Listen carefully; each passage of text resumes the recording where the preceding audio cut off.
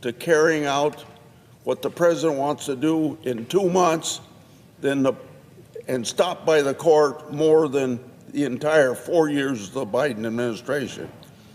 Has President Trump chosen to ignore this avalanche of irresponsible court orders? Flat out, no. He's appealed these outrageous decisions just as he promised he would do when he said, quote, "I always abide by the courts, and then I'll have to appeal it." The answer is, I always abide by the courts, end quote.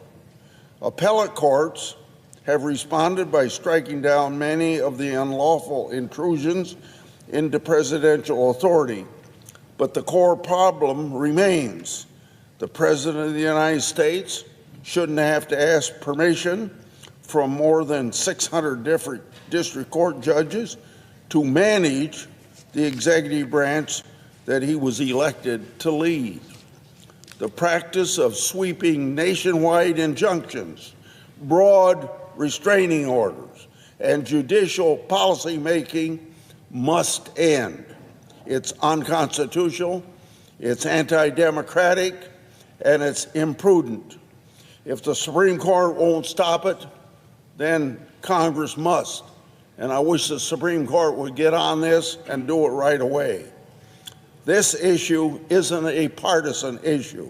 And I want to work with Democrats, as I just said to Senator from Illinois. Democrats work with us to fix this. In the past, Democrats and Republicans have both criticized nationwide injunctions and the power of individual district judges.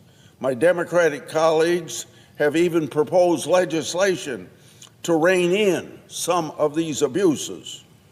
You don't have to take my word for it. In 2022, Justice Ella Kagan correctly observed, quote, "It just can't be right that one district judge can stop a nationwide policy in its tracks and leave it stopped for the years it takes to go through the normal process." In 2024, President Biden's Solicitor General, Elizabeth Prelogar, argued before the Supreme Court. Now listen to this quote: "A court of equity may grant relief only to the parties before it. The district court violated that principle by issuing a universal injunction purporting to enjoin the act itself and forbidding the enforcement of the act even against non-parties," end of quote.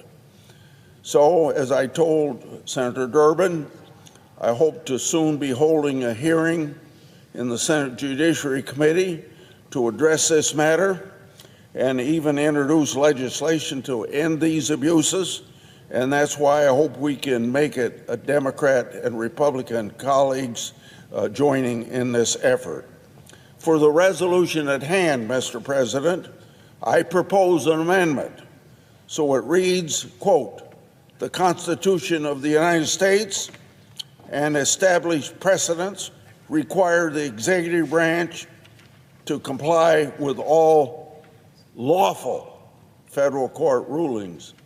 This simple change of one word, lawful, will show that Congress expects both the executive branch and the judicial branch to respect the rule of law and constitutional constraints. My amendment mirrors what the Chief Justice said in 2024. The Chief Justice rightly raised concerns about the intimidation and the threats leveled at the court in the wake of the Dobbs decision. He said, quote, "The final threat to judicial independence is defiance of judgments lawfully entered by courts of competent jurisdiction," end of quote. Had no problem adding the word lawful in. We shouldn't have it any other way. So I ask, therefore, I ask the senator, my friend from Illinois, to modify his request such that the Grassley amendment to the resolution at the next be considered and agreed to. Is there an objection to the modification? Mr. President. Senator from Illinois. Mr. President, reserving the right to object, the resolution that I offer today is short and straightforward. It is not complicated. It simply restates a bedrock principle of our democratic system of government. That is, the responsibility of the judiciary to say what the law is. And second, the executive branch is required to comply with court orders. It's just that simple. I offered a similar resolution 3 weeks ago. It included some language which my friend from Iowa did not like. I took that language out. I want to get down to the basics here, the very basics. He made reference to the Dobbs decision. That overturned Roe versus Wade on abortion, a controversial issue in the United States since that decision in '72, but a decision that was overturned by the court. There were many who disagreed with that court's approach to it and said that it was inconsistent with the precedent and inconsistent with what the justices had promised.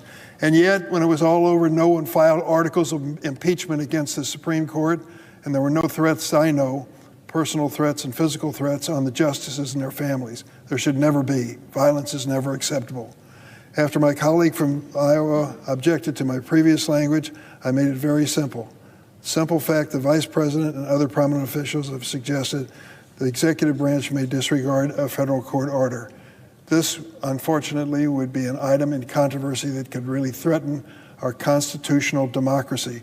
And that's why I've asked that this very simple statement that everyone must follow the law when it comes to court orders be made part of the official record of the Senate. With those changes, there's absolutely nothing objectionable in this resolution. Yet my colleague seeks to add language that will only muddle what this Senate should make clear.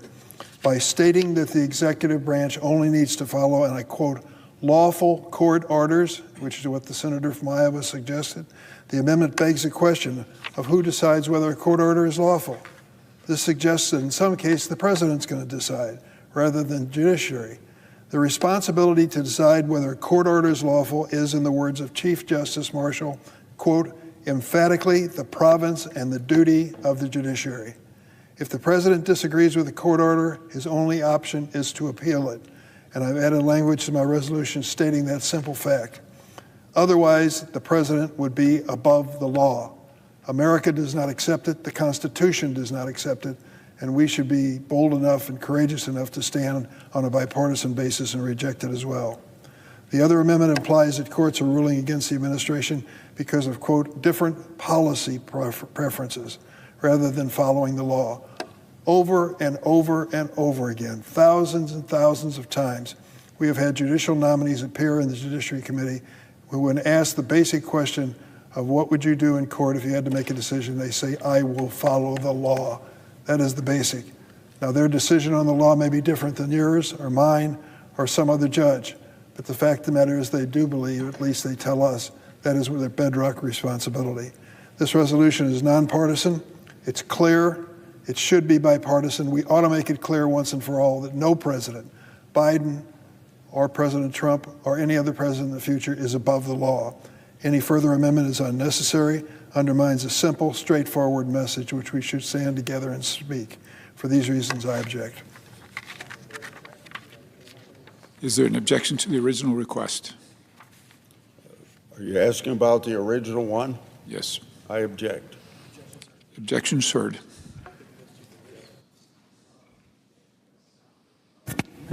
Mr.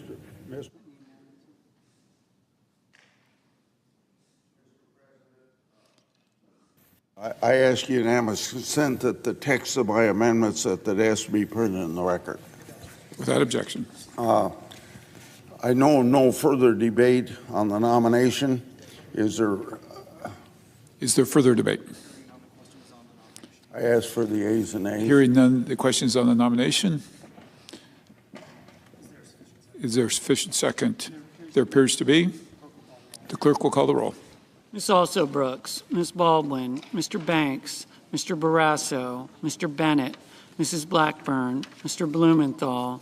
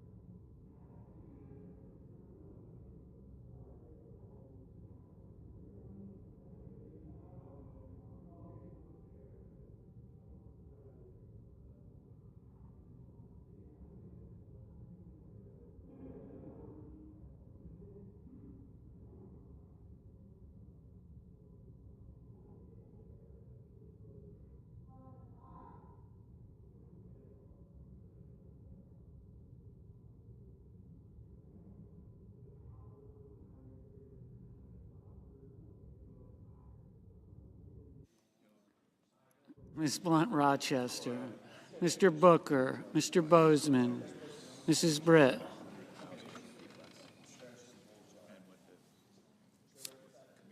Mr. Budd, Ms. Cantwell, Mrs. Capito, Mr. Cassidy,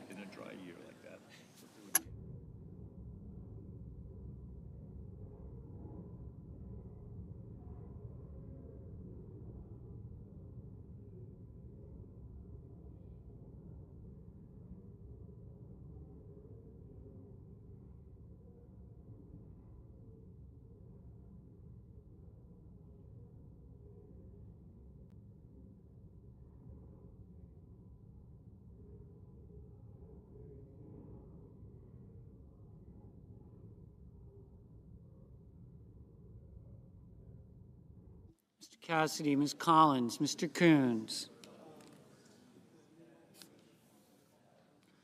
Mr. Cornyn, Ms. Cortez Masto, Mr. Cotton, Mr. Kramer, Mr. Crapo, Mr. Cruz,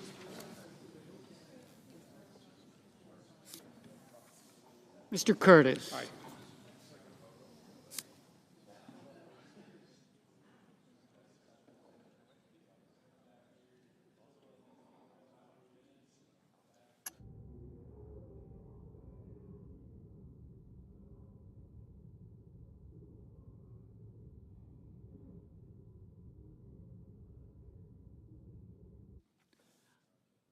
Mr. Daines, Ms. Duckworth, Mr. Durbin, Ms. Ernst, Mr. Fetterman, Mrs. Fisher, Mr. Gallego, Mrs. Gillibrand, Mr. Graham, Mr. Grassley, Mr. Haggerty, Ms. Hassan, Mr. Hawley, Mr. Heinrich, Mr. Hickenlooper, Ms. Hirono, Mr. Hoven, Mr. Husted, Mrs. Hyde-Smith, Mr. Johnson, Mr. Justice, Mr. Kane, Mr. Kelly, Mr. Kennedy, Mr. Kim, Mr. King, Ms. Klobuchar, Mr. Langford, Mr. Lee, Mr. Lujan, Ms. Lummis,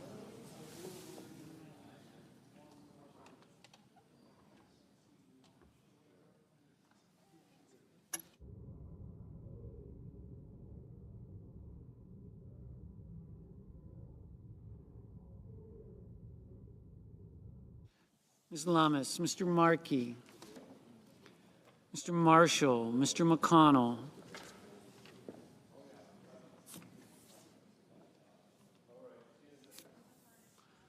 Mr. McCormick, Mr. Merkley, Mrs. Moody, Mr. Moran, Mr. Moreno, Mr. Mullen, Ms. Murkowski, Mr. Murphy, Mrs. Murray, Mr. Ossoff, Mr. Padilla, Mr. Paul, Mr. Peters, Mr. Reed, Mr. Ricketts, Mr. Risch, Ms. Rosen, Mr. Rounds, Mr. Sanders, Mr. Schatz, Mr. Schiff, Mr. Schmidt, Mr. Schumer, Mr. Scott of Florida,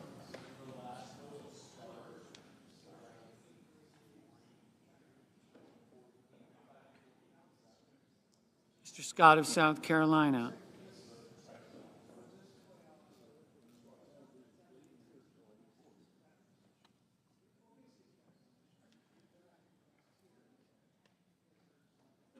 Mrs. Shaheen, Mr. Sheehy, Ms. Slotkin, Ms. Smith,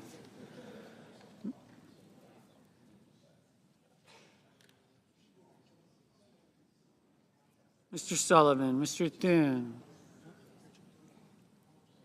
Mr. Tillis, Mr. Tuberville,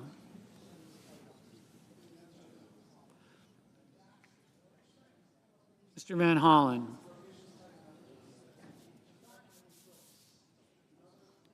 Mr. Warner, Mr. Warnock, Ms. Warren, Mr. Welch, Mr. Whitehouse, Mr. Wicker, Mr. Wyden, Mr. Young.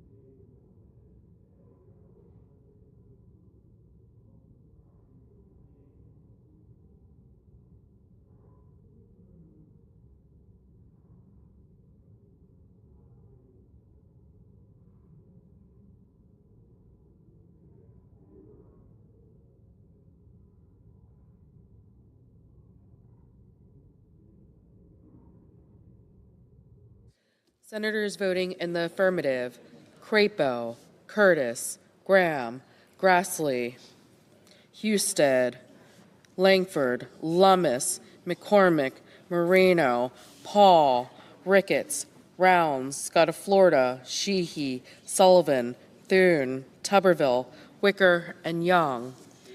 Senators voting in the negative: Bennett, Blumenthal, Duckworth, Durbin, Gillibrand, Hassan, Kelly, Murphy, Padilla, Schatz, and Schiff.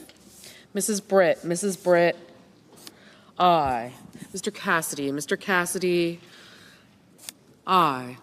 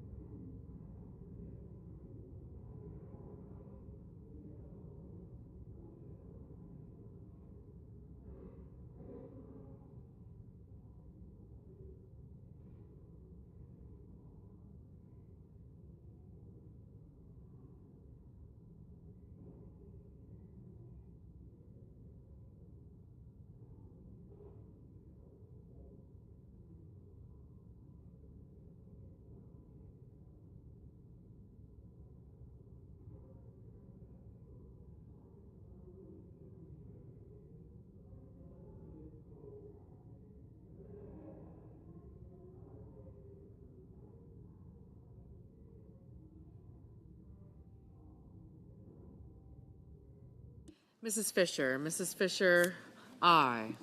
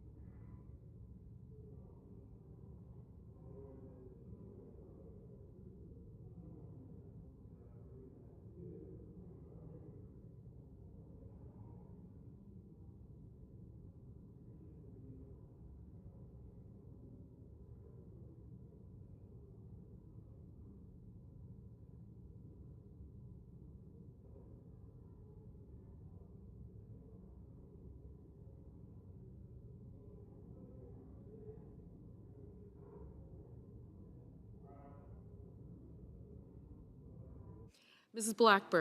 Blackburn, aye.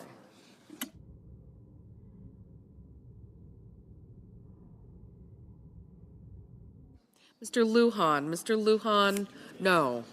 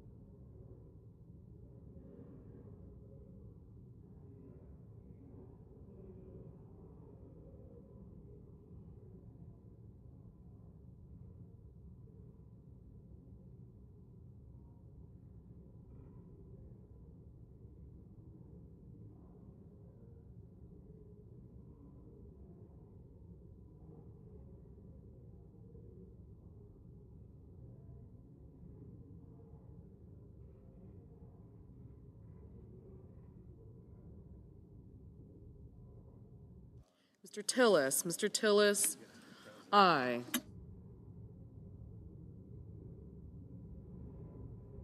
Mr. King, no.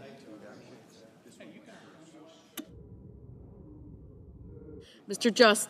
Justice, aye. Mr. Kennedy, aye.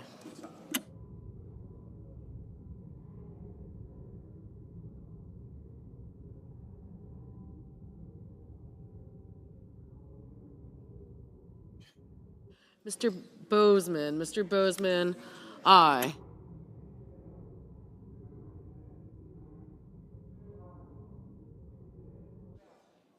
Mr. Wyden, no.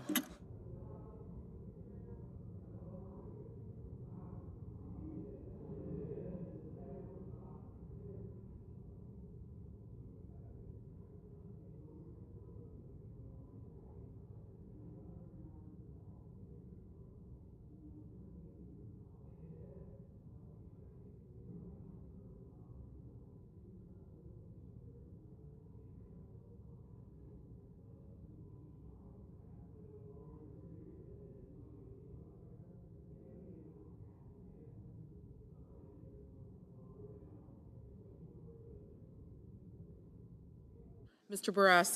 Barrasso, aye.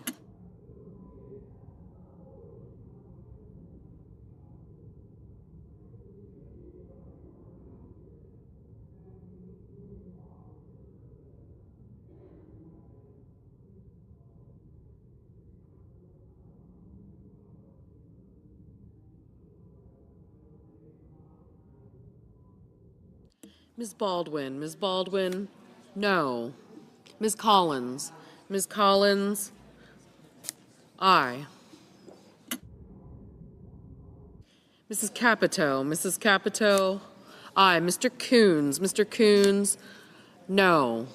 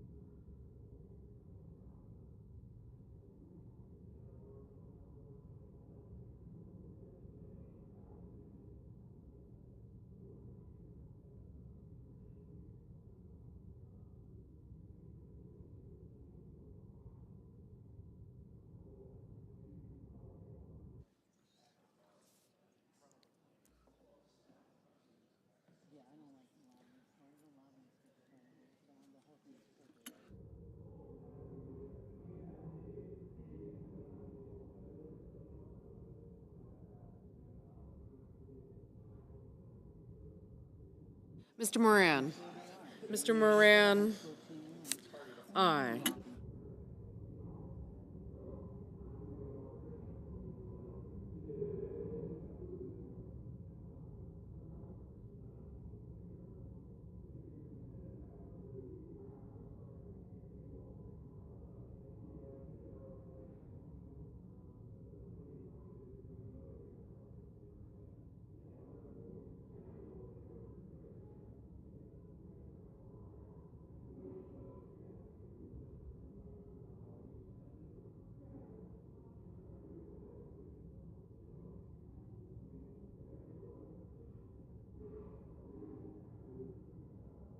Mr. Kane, no.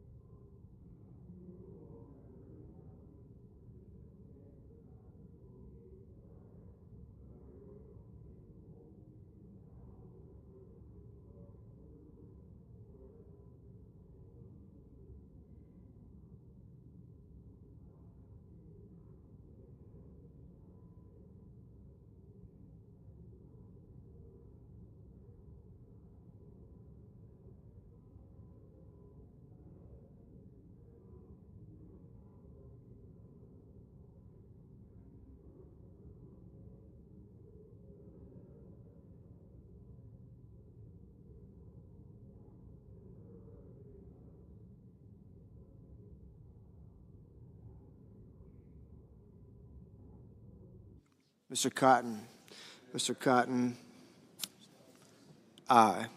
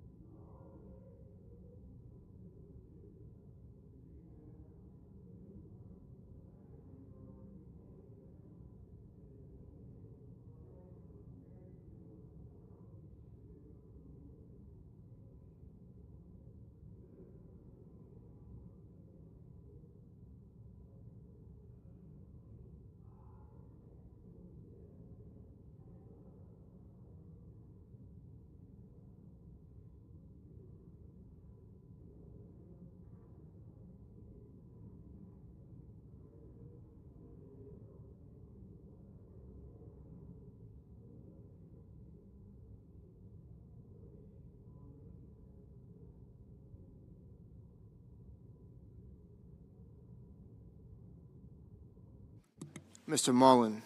Mr. Mullen, aye.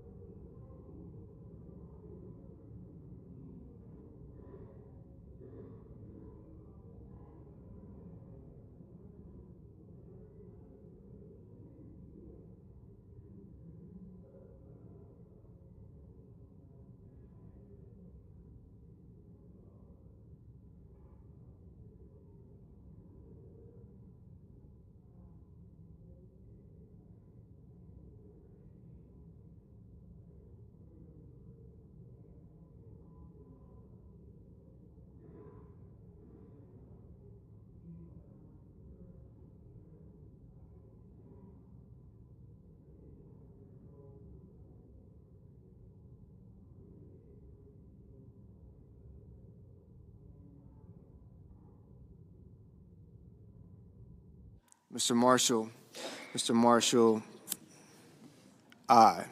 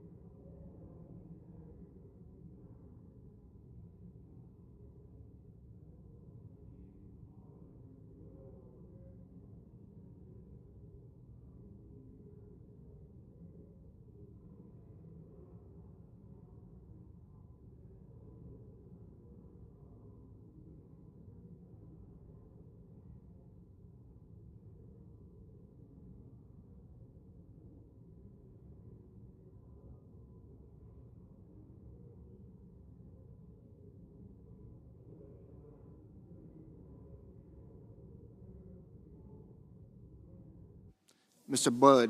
Mr. Budd, aye. Mr. Welch. Mr. Welch, no.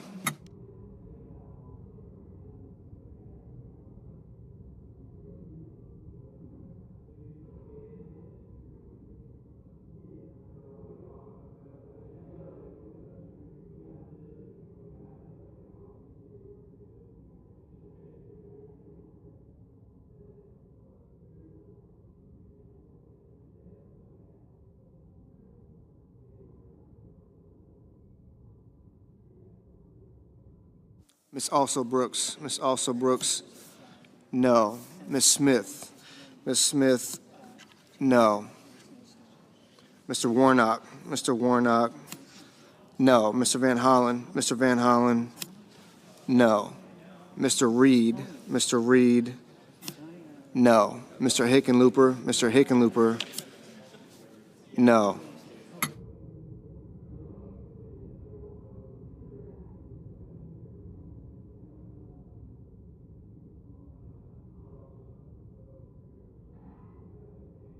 Ms. Blunt Rochester. Ms. Blunt Rochester, No.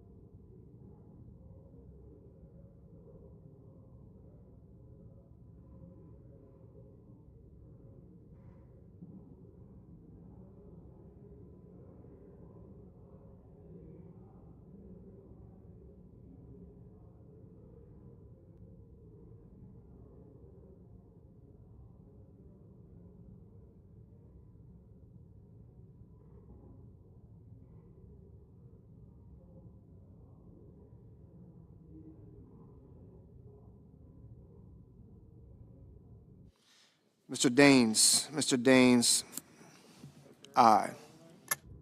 Mrs. Hyde-Smith, aye.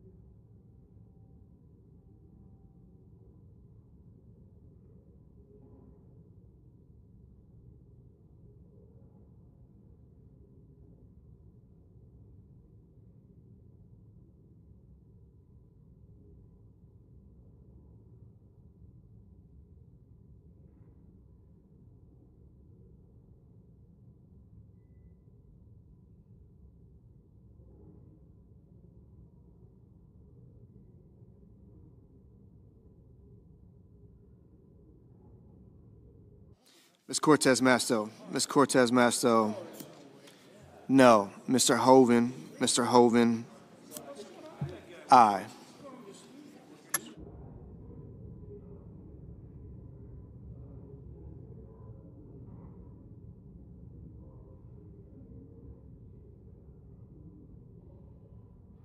Mr. Sanders, no.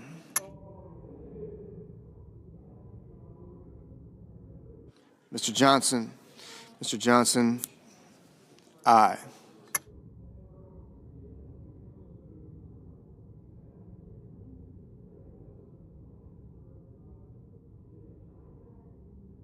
Mr. Peters,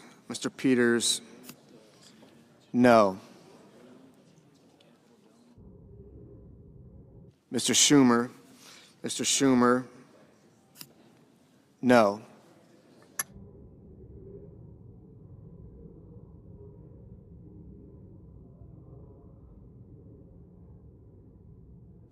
Mr. Scott of South Carolina, aye. Mr. Kim, no. You did, Senator. Mr. Shaheen, no.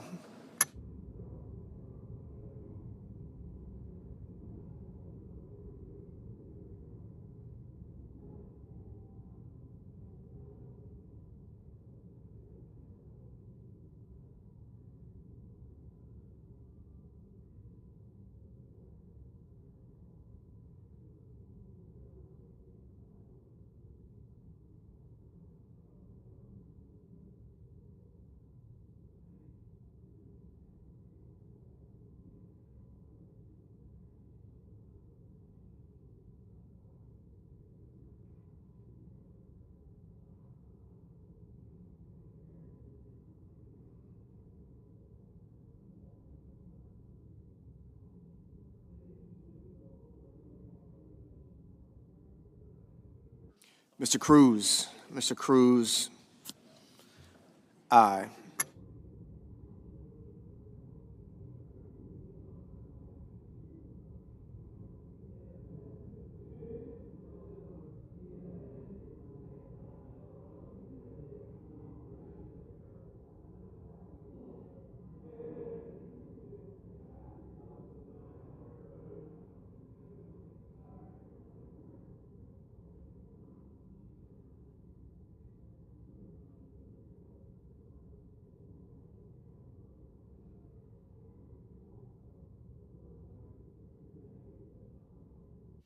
Mr. Gallego.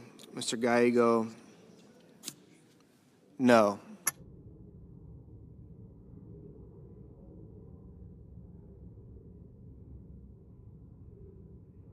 Mr. McConnell. Mr. McConnell, aye.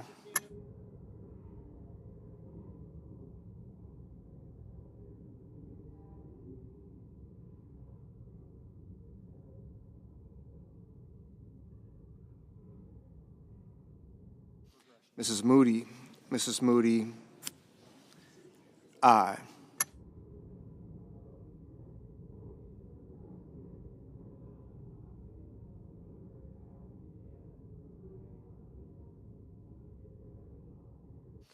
Ms. Rosen. Ms. Rosen, no.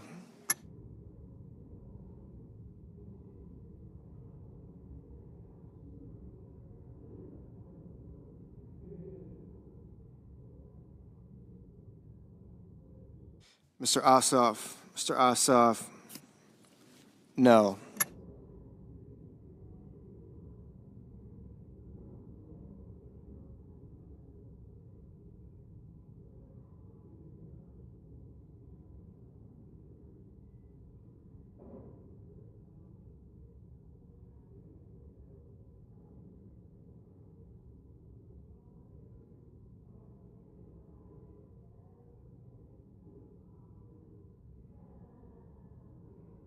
Ms. Murkowski.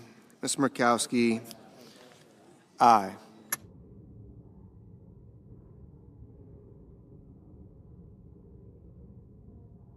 Ms. Ernst. Ms. Ernst, aye.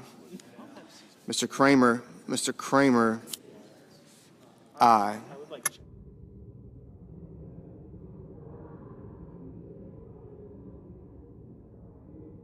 Ms. Hirono. Ms. Hirono, no.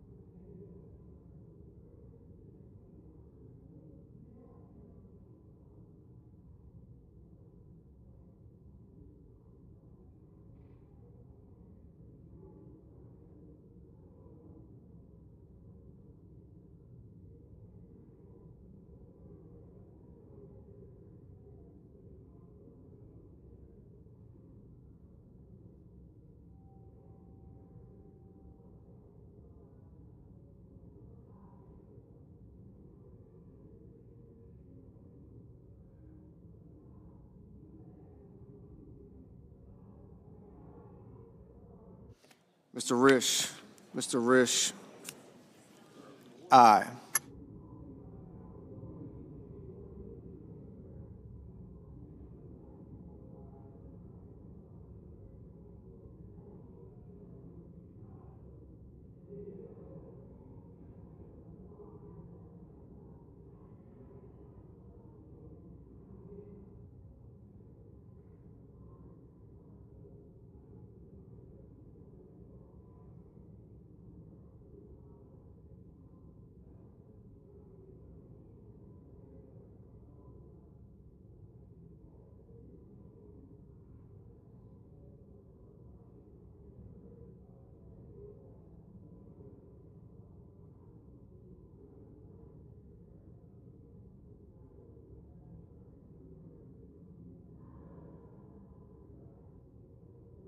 Mr. Warner.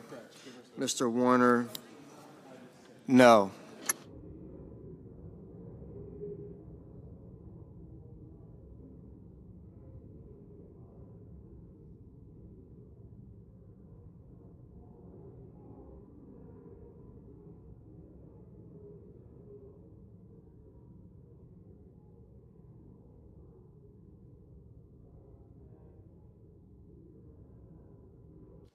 Mrs. Murray, Mrs. Murray, no.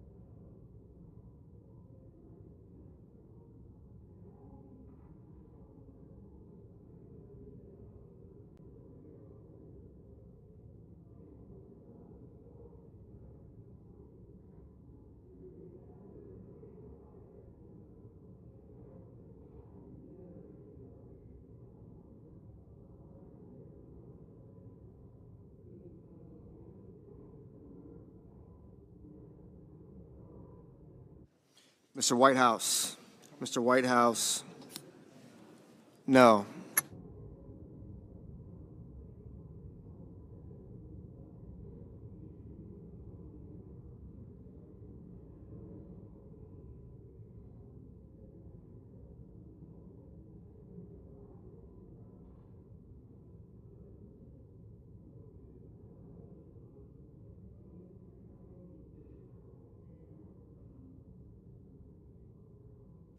Ms. Warren, Ms. Warren, no.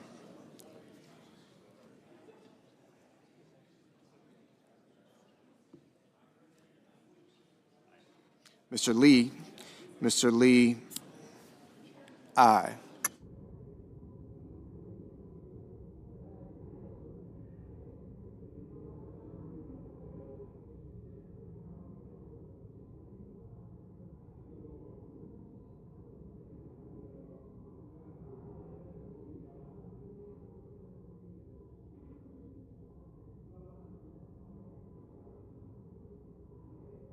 Mr. Banks, Mr. Banks, aye. Mr. Merkley, Mr. Merkley, no. Ms. Slotkin, Ms. Slotkin, no. Mr. Fetterman, Mr. Fetterman, no.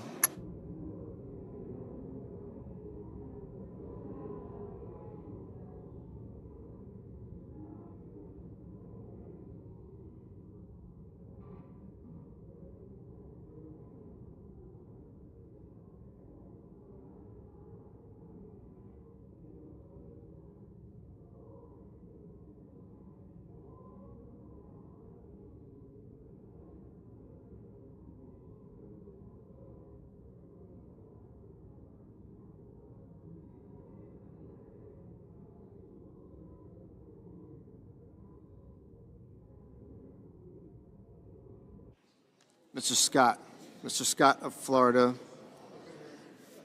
aye. Mr. Schmidt, Mr. Schmidt, aye.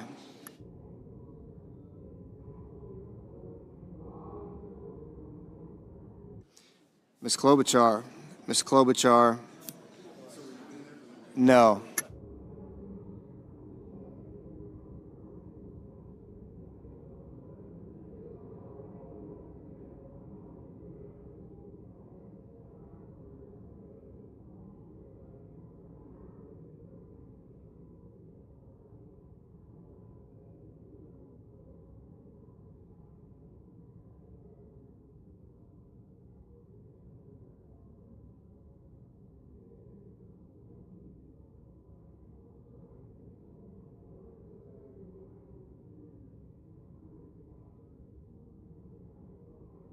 Mr. Booker, Mr. Booker, no. Mr. Cornyn, Mr. Cornyn, aye.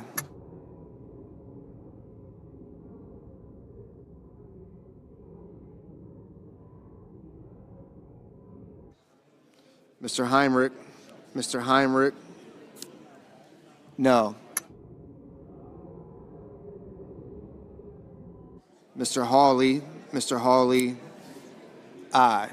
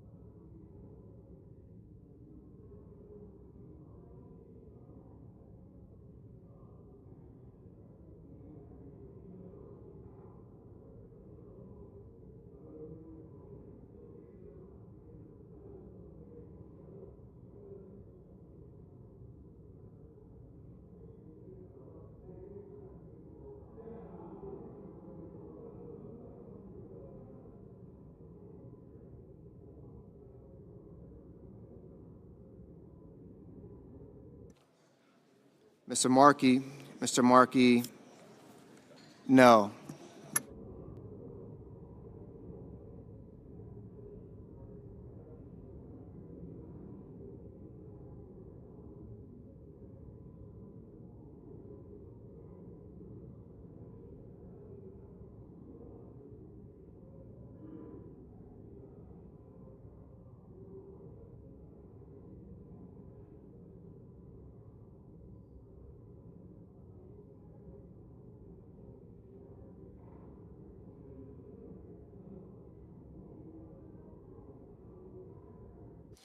Mr. Haggerty, aye.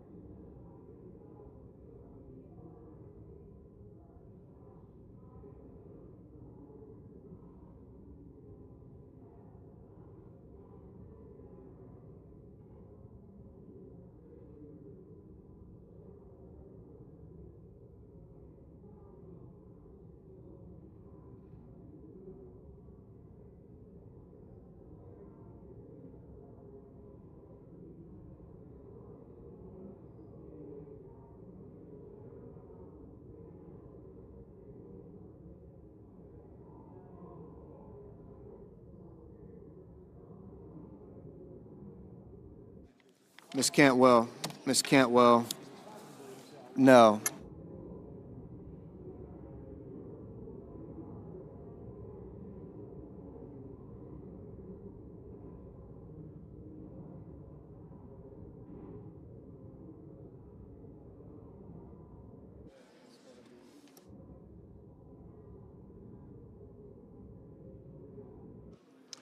The yeas are 53, the nays are 47, and the nominee is confirmed. Under the previous order, the motion to reconsider is considered made and laid upon the table, and the President will be immediately notified of the Senate's action. President, I ask unanimous consent to waive the mandatory quorum call with respect to the Makari nomination. Is there an objection? Without objection. The clerk will report the motion to evoke cloture. Cloture motion. We, the undersigned senators, in accordance with the provisions of Rule 22 of the Standing Rules of the Senate, do hereby move to bring to a closed debate on the nomination of Martin Macri of Virginia to be Commissioner of Food and Drugs, Department of Health and Human Services, signed by 16 senators. By unanimous consent, the mandatory quorum call has been waived. The question is it the sense of the Senate that debate on the nomination of Martin Macri of Virginia to be Commissioner of Food and Drugs, Department of Health and Human Services shall be brought to a close? The yeas and nays are mandatory under the rule. The clerk will call the roll. Ms. Alsor-Brooks. Okay. Ms. Baldwin. Thank you. Daines. Yep. Thank you. Marshall.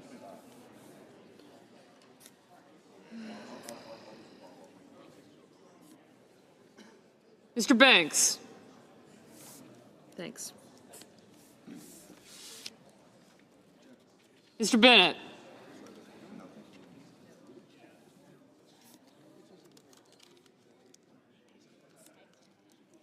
Thank you.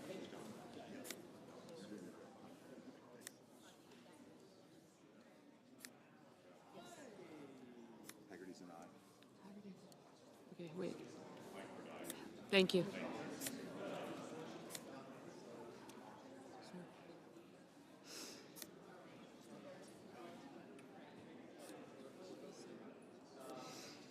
Mr. Blumenthal.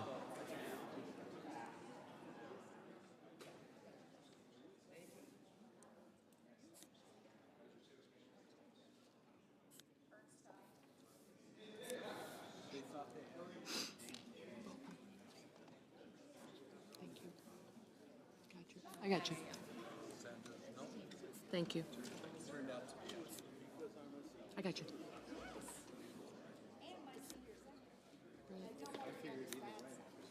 Bozeman. Thank you.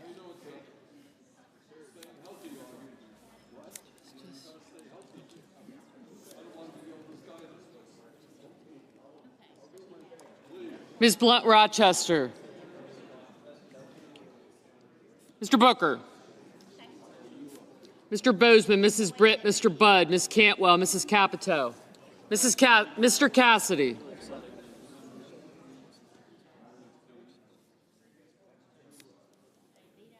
Ms. Collins. Mr. Coons. Mr. Cornyn.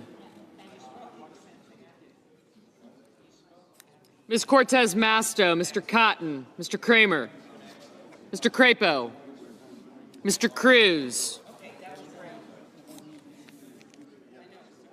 Mr. Curtis, Mr. Daines, Ms. Duckworth. Thank you. Gotcha. Mr. Durbin, Ms. Ernst, Mr. Fetterman, Mrs. Fisher, Mr. Gallego, Mrs. Gillibrand, Mr. Graham, Mr. Grassley, Mr. Haggerty, Ms. Hassan. Thank you. Mr. Hawley, Mr. Heinrich. Yep.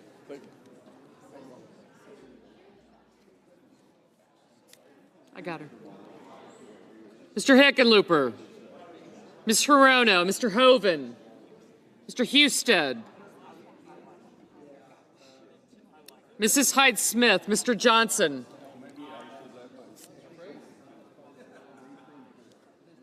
Mr. Justice, Mr. Kane, Mr. Kelly, Mr. Kennedy, Mr. Kim, Mr. King,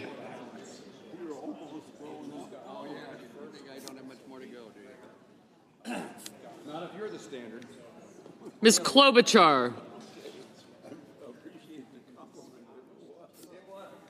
Mr. Langford, Mr. Lee, Mr. Lujan, Ms. Lummis, Mr. Markey, Mr. Marshall, Mr. McConnell, Mr. McCormick. Thank you. Mr. Merkley, Mrs. Moody, Mr. Moran, Mr. Marino, Mr. Mullen, Ms. Murkowski, Mr. Murphy,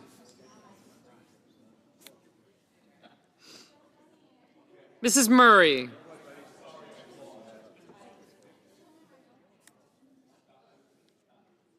Mr. Ossoff, Mr. Padilla, Mr. Paul, Mr. Peters, Mr. Reed, Mr. Ricketts, Mr. Risch, Mr. Rosen, Mr. Rounds. Did I just see? Mr. Sanders, Mr. Schatz, Mr. Schiff, Mr. Schmidt, Mr. Schumer, Mr. Scott of Florida, Mr. Scott of South Carolina, Mrs. Shaheen, Mr. Sheehy, Ms. Slotkin, Ms. Smith, Mr. Sullivan, Mr. Thune, Mr. Tillis, Mr. Tuberville,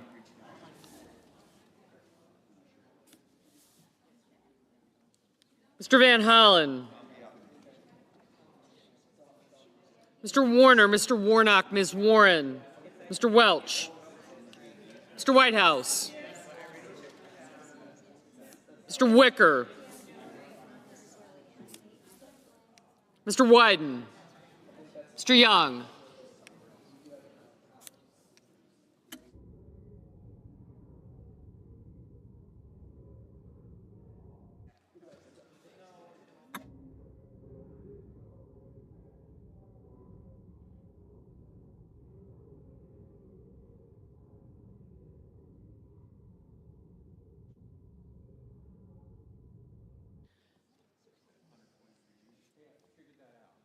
Thank you.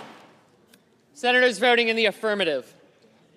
Barrasso, Bozeman, Britt, Budd, Capito, Cornyn, Cotton, Kramer, Crapo, Cruz, Crapo, Curtis, Daines, Ernst, Fisher, Graham, Grassley, Haggerty, Hawley, Husted, Hyde-Smith, Johnson, Justice, Kennedy, Lankford, Lummis, Marshall, McConnell, Moody, Moran, Mullen, Murkowski, Paul, Risch, Schmidt, Scott of Florida, Scott of South Carolina, and Tillis.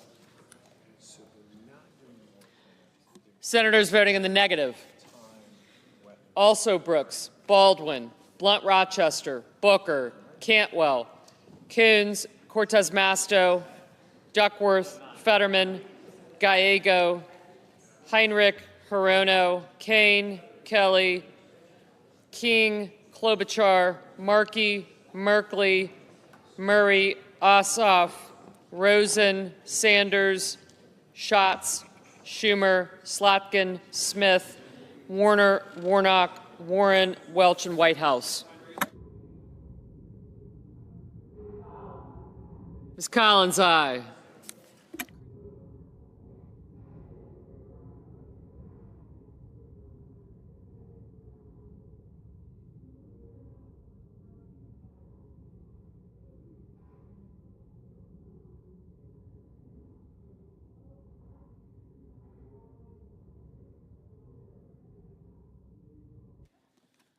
Mr. Lee, aye.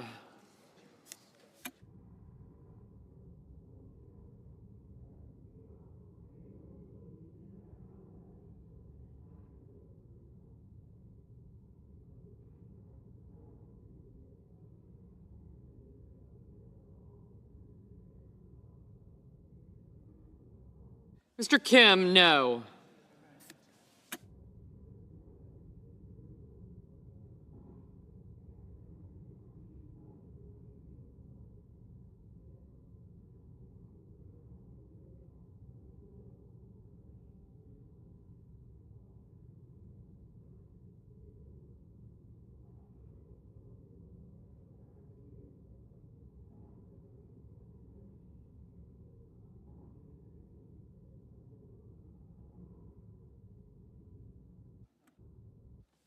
Mr. Thune, aye.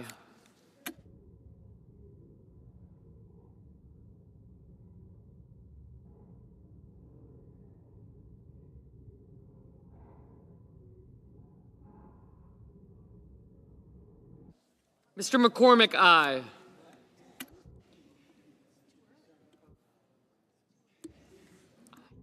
Mr. Durbin, aye.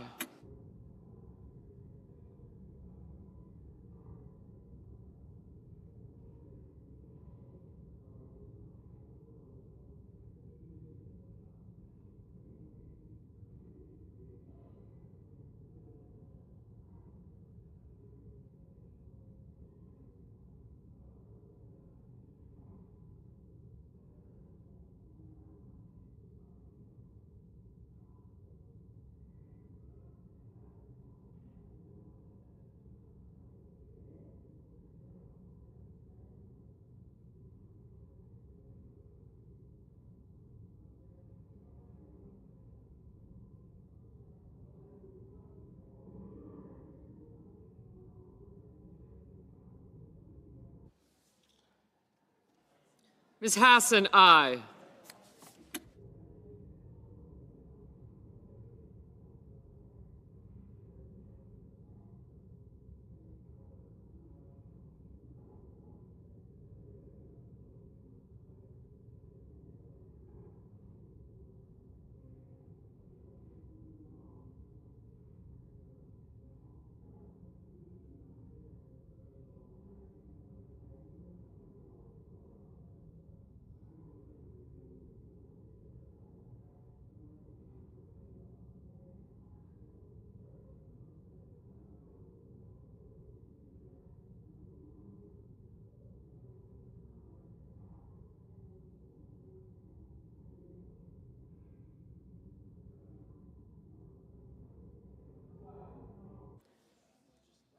Mr. Wyden, no.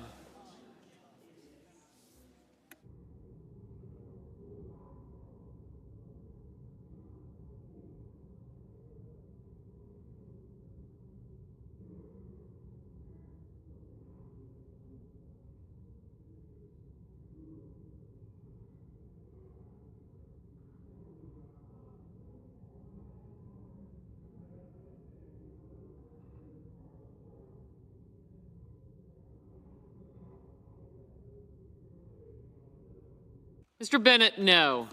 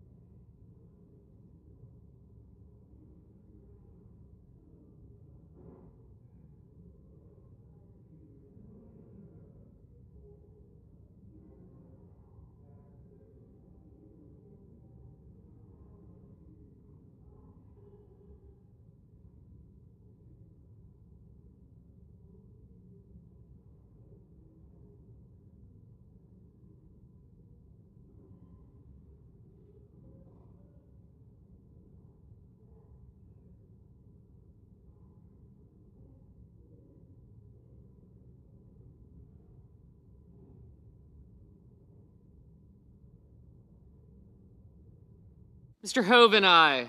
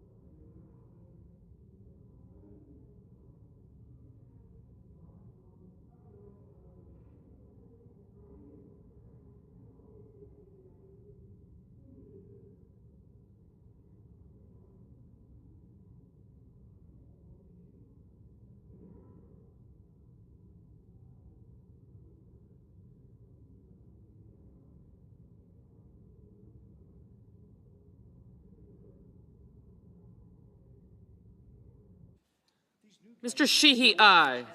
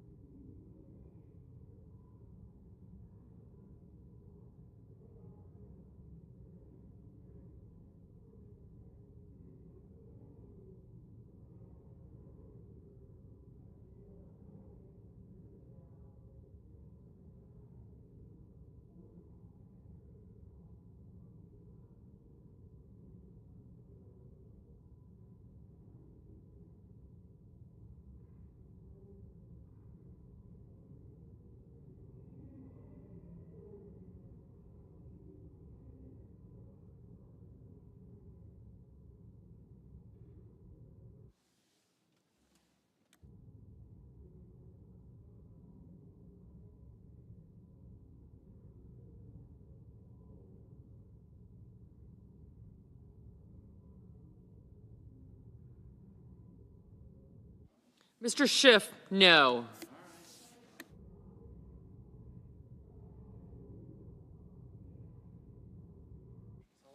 Mr. Sullivan, aye.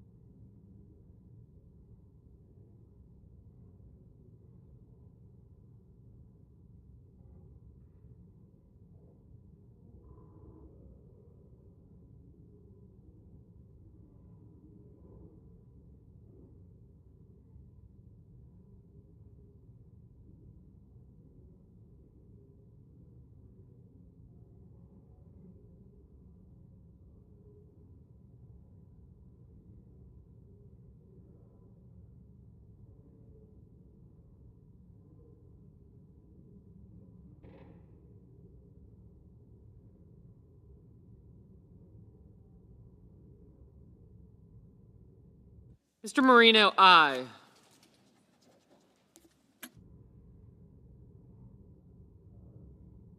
Mr. Banks, aye.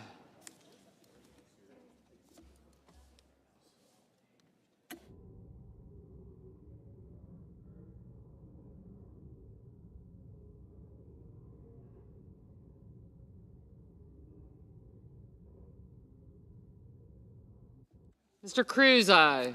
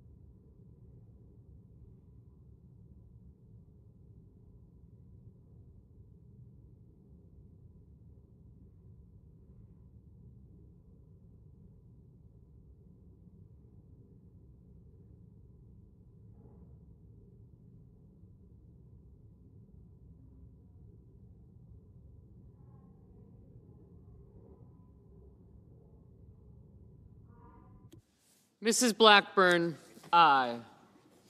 Mr. Peters, no.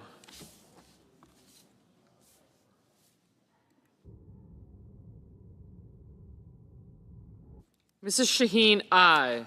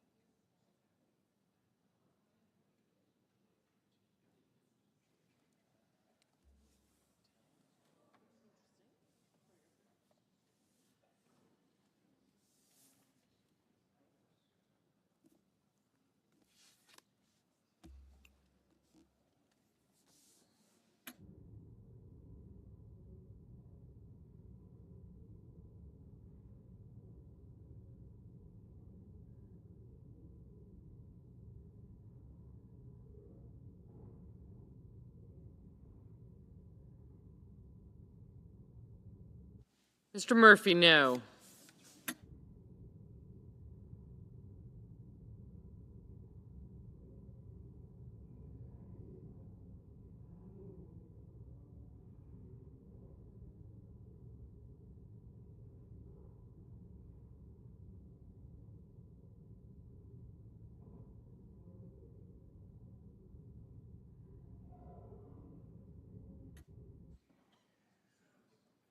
Mr. Reed, no.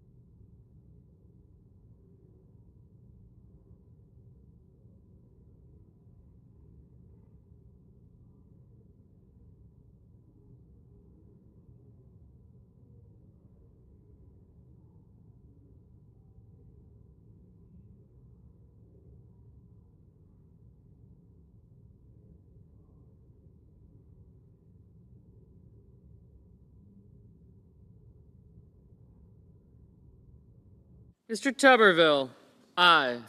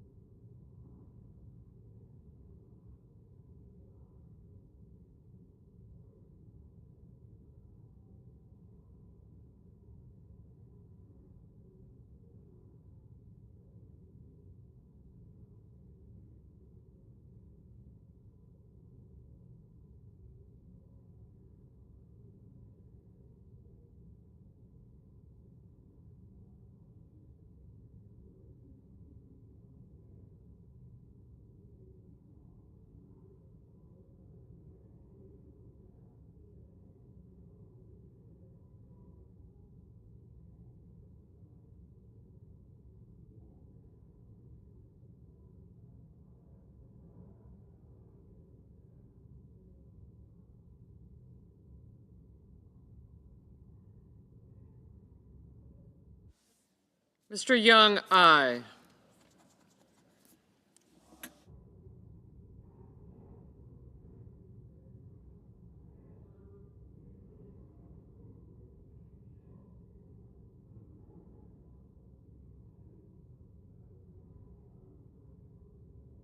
Mr. Blumenthal, no.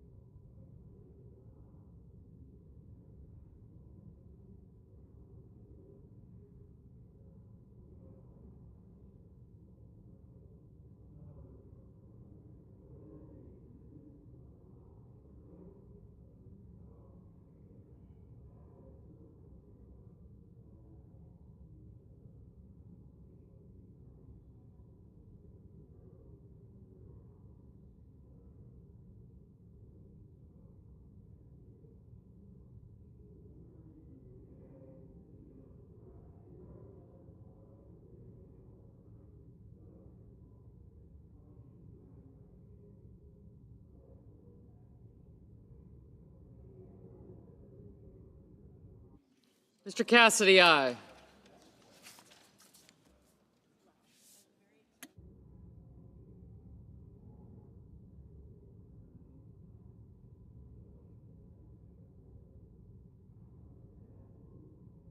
Mr. Van Hollen, no.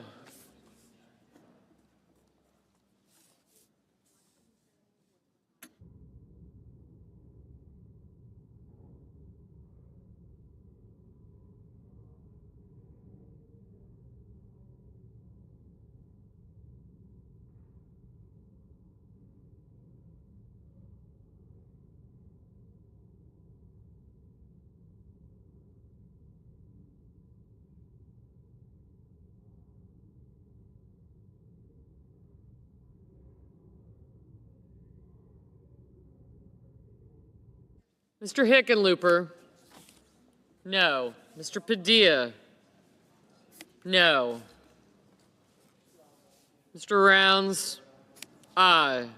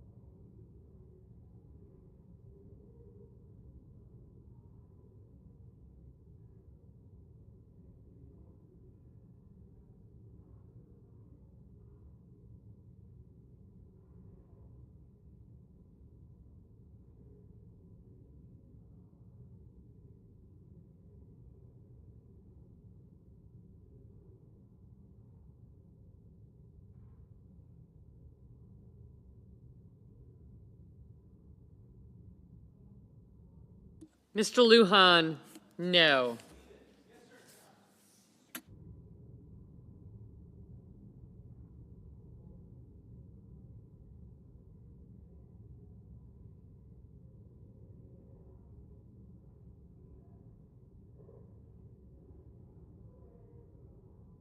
Mrs. Gillibrand, no.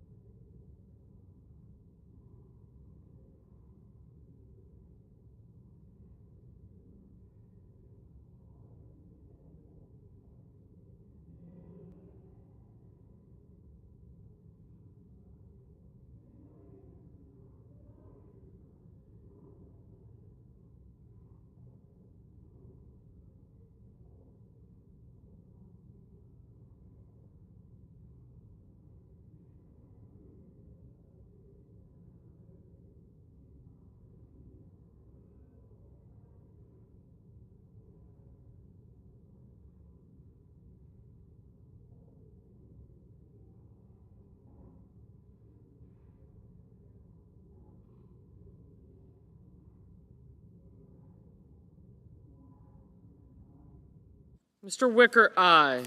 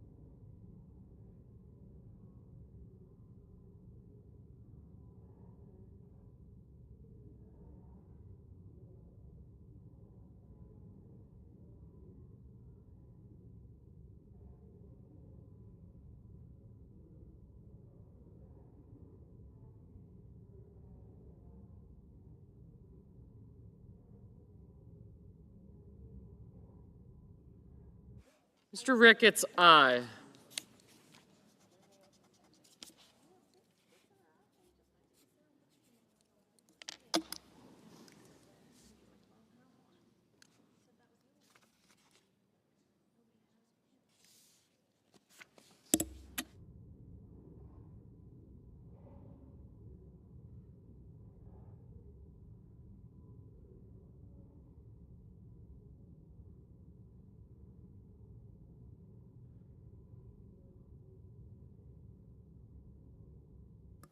On this vote, the yeas are 56, the nays are 44, and the motion is agreed to.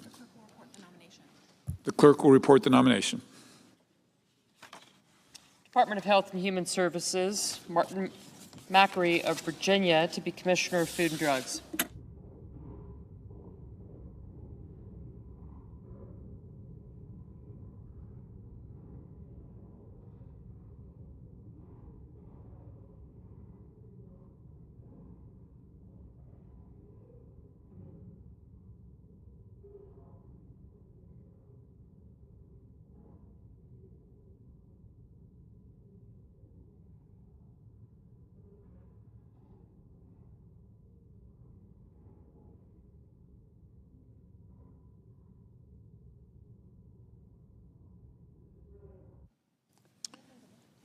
The senator from Vermont. Thank you. Mr. President, as you know, in 1791, our nation's founders had the boldness to ratify the First Amendment to the Constitution. At the time, it was an extremely radical concept, protecting our fundamental individual freedoms to religion, to speech, to assembly, to the right to petition the government, and to have a free press that would operate without fear or government censorship. The First Amendment deeply reflects our new nation's view that we can have a society where individuals can freely voice their views, participate in civic life, and hold our political leaders accountable. And these 5 guaranteed liberties are part of what makes us a free and democratic society. Mr. President, I believe that all of the members of the U.S. Senate share their commitment to the First Amendment, but there's extreme divisions among us about what that means. Let me explain where I do believe right now there is a significant assault on the First Amendment. President Trump has sought to silence or to punish journalists who report negatively on him. This is not about a president, because Democratic and Republican presidents have been critical of journalists, but he's taking it to an entirely unprecedented level, banning the Associated Press from parts of the White House press pool because they don't use his own personal preferred name for the Gulf of Mexico. He's controlling the viewpoint of the Associated Press, and they're not relenting. He's called the department, in his speeches at the Department of Justice, President Trump said that the press that reports on him negatively should be, and this was his word, illegal. At the FCC, the chairman has opened investigations into press organizations that it doesn't like, PBS and NPR. That's not an investigation that was opened on the basis of a determination by the full commission. In fact, 2 members have been fired, but on the political preferences of the Trump administration. And of course, we've had lawsuits against the press when the president did not like a report of a poll that was printed in a newspaper in Iowa. I'm very concerned about attacks on the freedom of speech. We've had executive orders that target law firms because the president did not like some members of that law firm and who they represented. And the president has issued executive orders punishing firms that represent his political opponents and who are, in his opinion, were involved in litigation against him when he was a private citizen. This is not an investigation based upon, this is not actually an assault based upon an investigation. It's an attack that's based upon the personal annoyance of the president himself. We're seeing in the Trump administration arresting students who are in the country legally. They're here legally, and they're arrested not because they committed a crime, but because they took a viewpoint that the president disagreed with. And we've even seen the censoring of words that the administration doesn't like. And there's a whole list of words that cannot be used. And of course, one of the incredibly petty examples that shows how extreme this is and how wanton it is was removing references to the Enola Gay from the Department of Defense websites because it included the word gay. You know, this is a very important inflection point in our democracy. The First Amendment is being challenged by the executive, who's unraveling the protections that have been absolute through thick and thin. We all in this chamber have to stand up for the First Amendment, and we can have disagreements on the speech that we agree with and we disagree with vehemently. But our obligation as a separate branch of government, as members of the U.S. Senate, is to defend the rights of people to have free speech, whether they agree with our political position or they don't. So all of us, Mr. President, must defend to our core the constitutional rights so essential to the well-being of our democracy: the freedom of speech, freedom of religion, freedom of assembly, freedom to petition government, and of course, the freedom of the press. Mr. President, I yield back.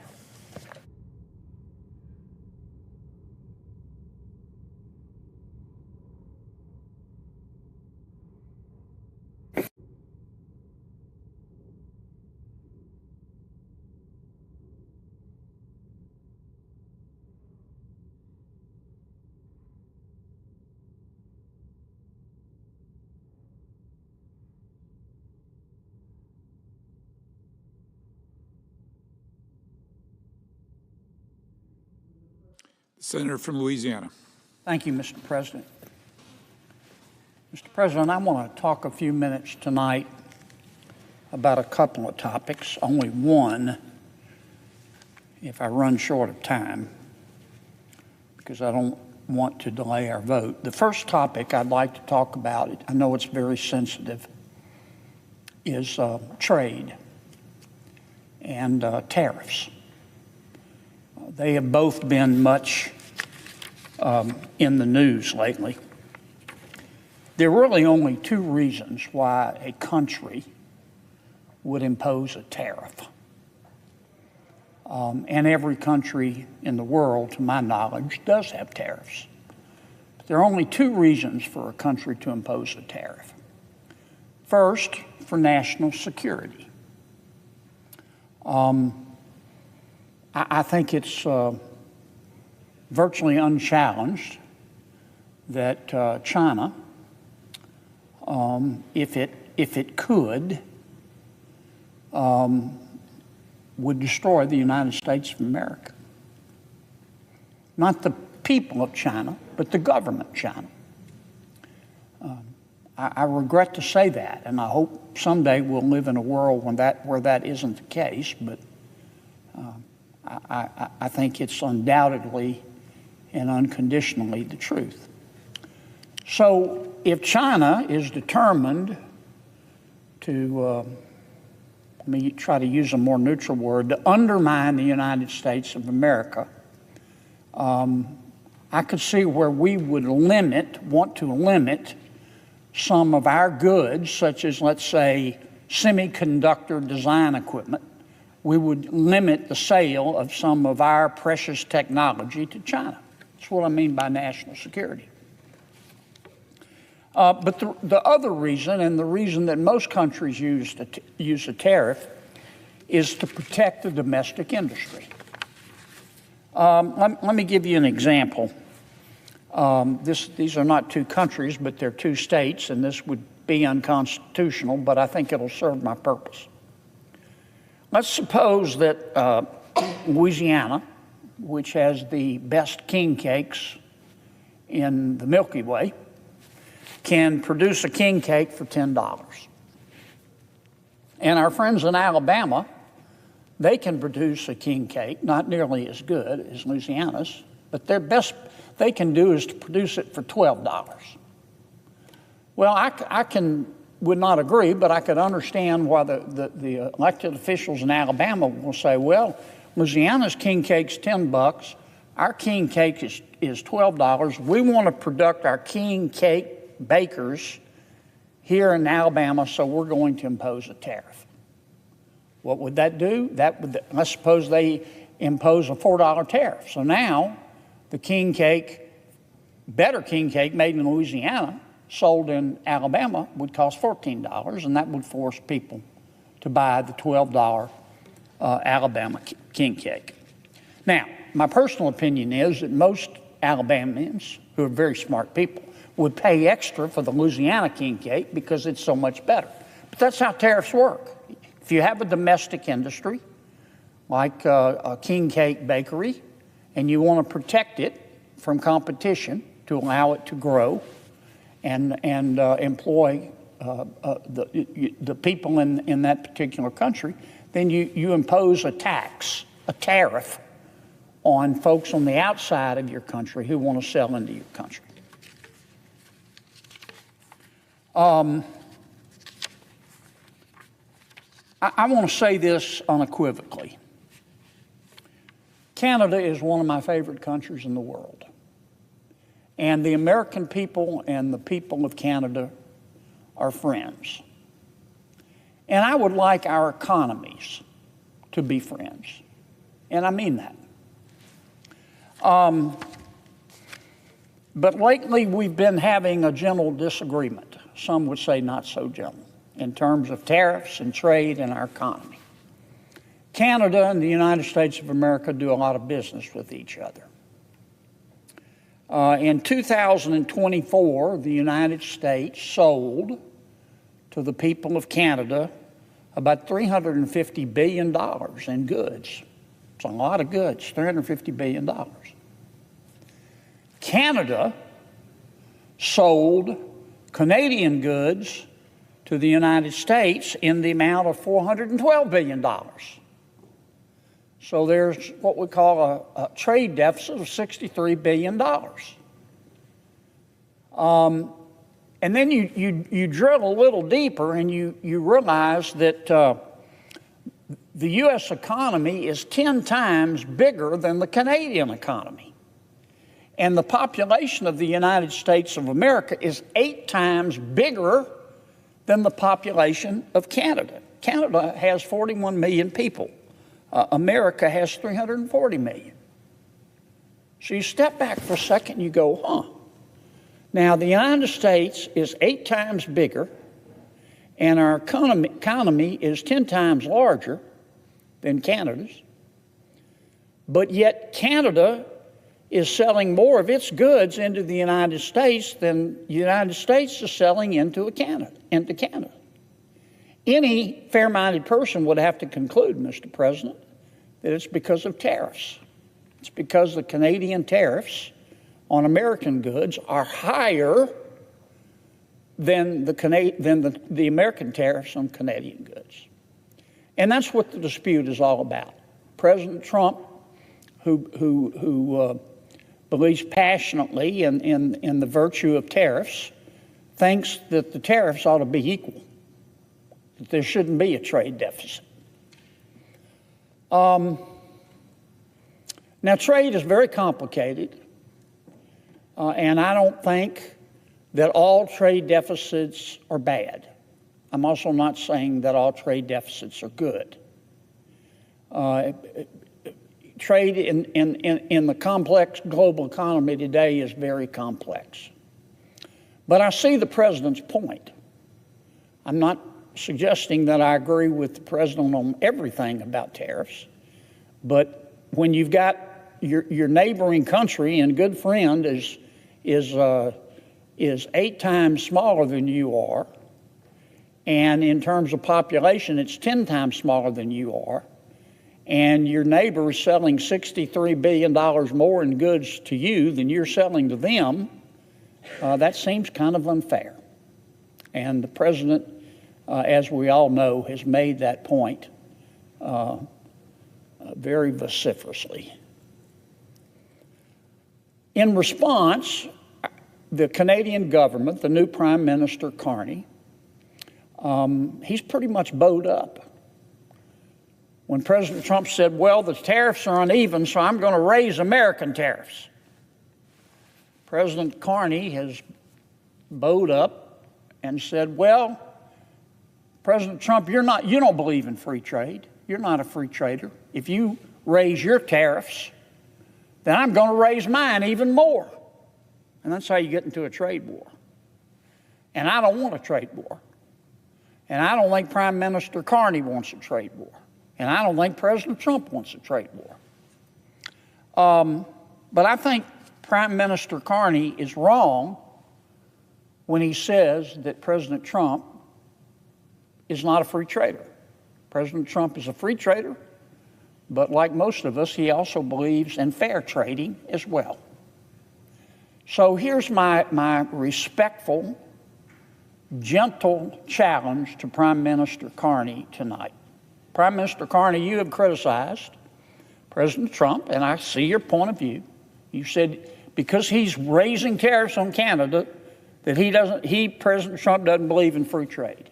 You have said that he believes in tariffs. And you have said Mr. Carney, you're going to change your tariffs. I hope Prime Minister Carney does change his tariffs. But I hope he does so in a way that we have a race to the top and not to the bottom. Rather than the Prime Minister of Canada raising tariffs on the United States of America after the United States of America raises tariffs on Canada, which will cause us friends to have a trade war, I would respectfully suggest to the Prime Minister of Carney of Canada that he should reduce tariffs to zero. He should reduce all Canadian tariffs on United States goods to zero. And then turn to President Trump and say, I'm asking you to remove all tariffs on Canada as well. Now, if Prime Minister Carney believes in free trade, and I take him at his word that he does, and if President Trump believes in free trade, but fair trade, and I take him at his word that he does, then let's both go to zero. How much freer can trade be? How much fairer can trade be? Let's avoid a trade war. Let's let those good Canadian companies compete with good American companies in selling goods into the United States. And let's let those good American companies compete with those good Canadian companies in terms of selling goods into Canada. And may the best, cheapest product win. That's my respectful challenge to Prime Minister Carney tonight. If you think President Trump's being unfair and is not a free trader, then reduce your tariffs to zero and ask President Trump to reduce our tariffs to zero on Canada. And let's go back to being friends again. I want to talk briefly on another topic. Martin King famously said that the arc of the moral universe The arc of the moral universe is long, but it bends toward justice. Smart man, he was right. And if you believe in the fundamental goodness of humans, not saying there's not some evil in all of us, but the fundamental goodness of humans, and you know he was right. The arc of the moral universe is long, but it bends toward justice. This month, we finally got justice with respect to one of the individuals and one of the companies that, in my opinion, helped cause the coronavirus. Now, let me explain what I mean. I'm talking about a gentleman by the name of Dr. Peter Daszak.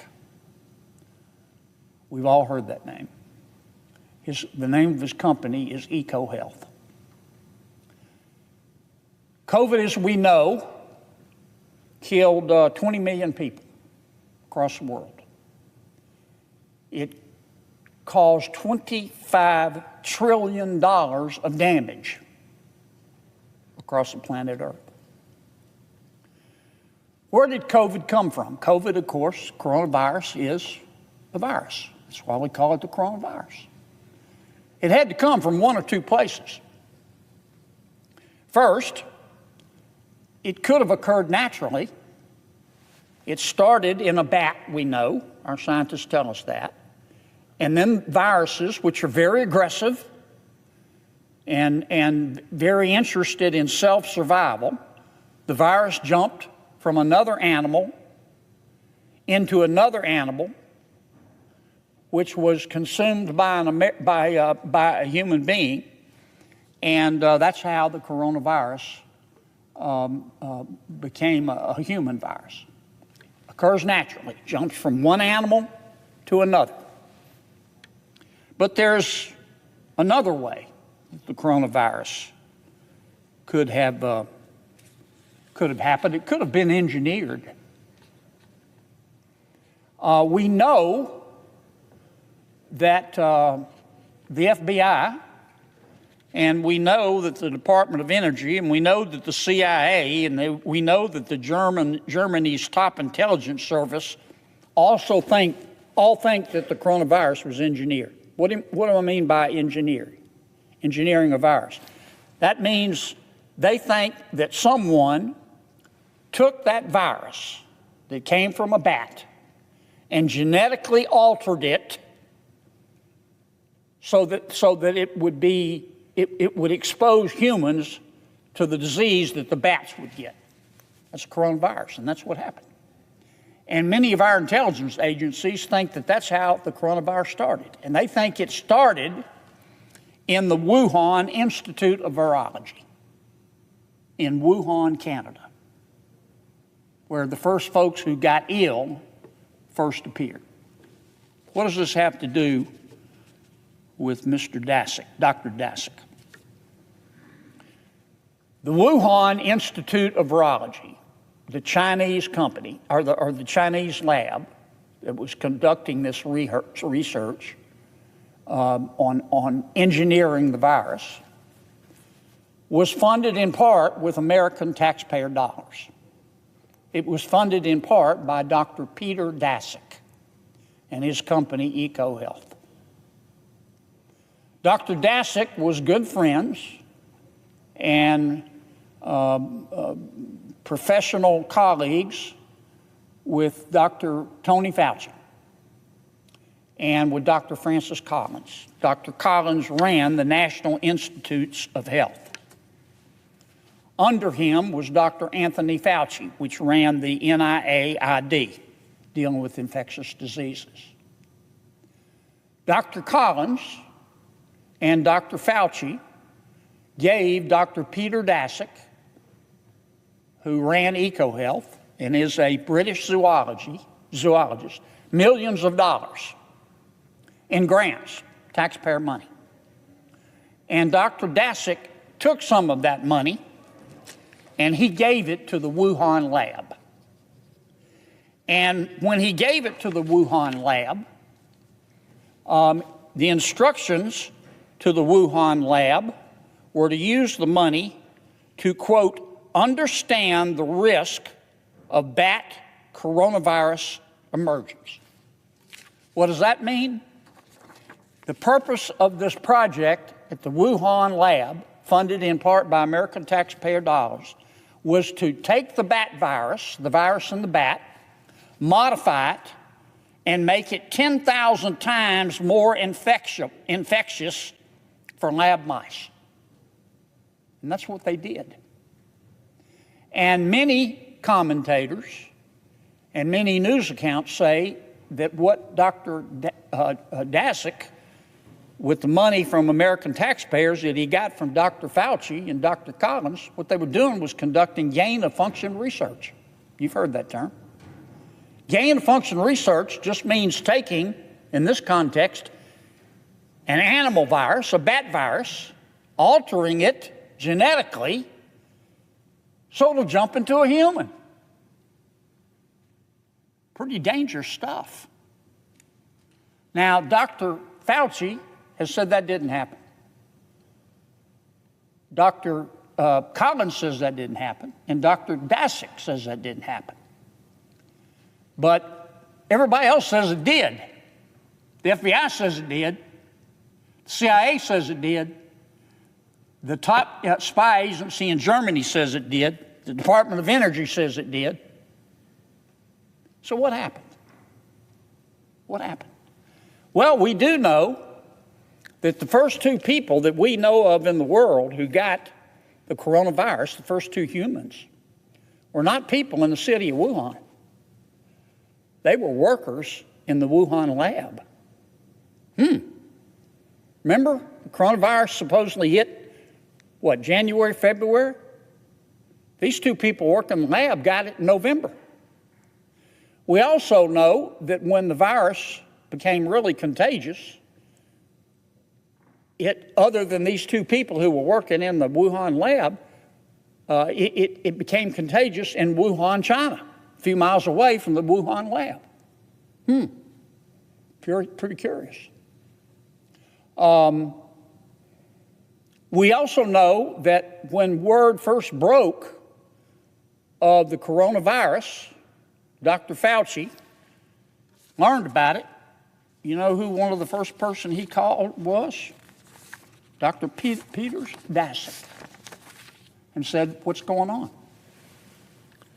We also know that Dr. Daszak was trying to convince the American people and the people of the world that the virus started naturally, that it didn't start from his gain-of-function research. We know that he rounded up a bunch of epidemiologists to write a fake article and start publishing it and others in a lot of scientific, professional scientific magazines to try to convince the world that the bat virus jumped to human beings naturally. We know that. That's all come out. We also know that after the coronavirus happened, that Dr. Fauci and Dr. Collins, instead of taking money away from Dr. Daszak, gave him extra money. We're not sure why, but he did. Now, as a result of this, and let me say, you say, how did it escape the Wuhan lab? I just want to make this point. A molecular biologist at Rutgers University, Dr. Richard Ebright, he studied the Wuhan lab. He said that its safety standards were about the same level of a typical dentist's office. I mean, you would think if you're going to do this gain-of-function research, you'd do it in an environment so that once you take the bat virus and make it a human virus 10,000 times more contagious, you would try to keep it within the lab. Wuhan didn't do a very good job of that, we know now. Well, there were denials back and forth, so we meaning the Congress, asked the Department of Health and Human Services to study this, and they did, and they announced their decision this month. The Department of Health and Human Services has cut off all funding and formally debarred Dr. Peter Daszak and EcoHealth Alliance, of which he was the former president, for 5 years, based on evidence uncovered by a congressional committee. This is what the Department of Health and Human Services found. According to Professor Ebright, who's read the report. He says that, quote, EcoHealth Alliance provably defrauded the United States government, provably breached contractual terms of U.S. government grants, and through the reckless gain-of-function research it conducted in Wuhan, probably caused the COVID-19 pandemic, killing 20 million people and costing $25 trillion. Wow. That's what the professor said. The Department of Health and Human Services, in its official debarment letter of Dr. Daszak and EcoHealth Alliance, said that EcoHealth and Dr. Daszak routinely ignored government oversight requests, failed to report dangerous gain-of-function experiments conducted at the Wuhan Institute of Virology, and produced a required research report 2 years late. It took a while, and some will call this only partial justice. But we now have justice. And at least for 5 years, and I hope forever, Dr. Peter Daszak and any company with which he is affiliated will no longer receive taxpayer dollars from the National Institutes of Health. Because he was doing, according to many people smarter than me and many news reports, he was funding gain of research in Wuhan.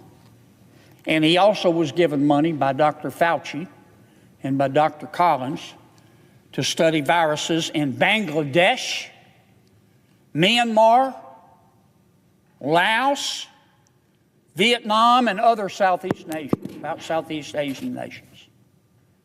Pretty scary stuff. And we know how it all turned out.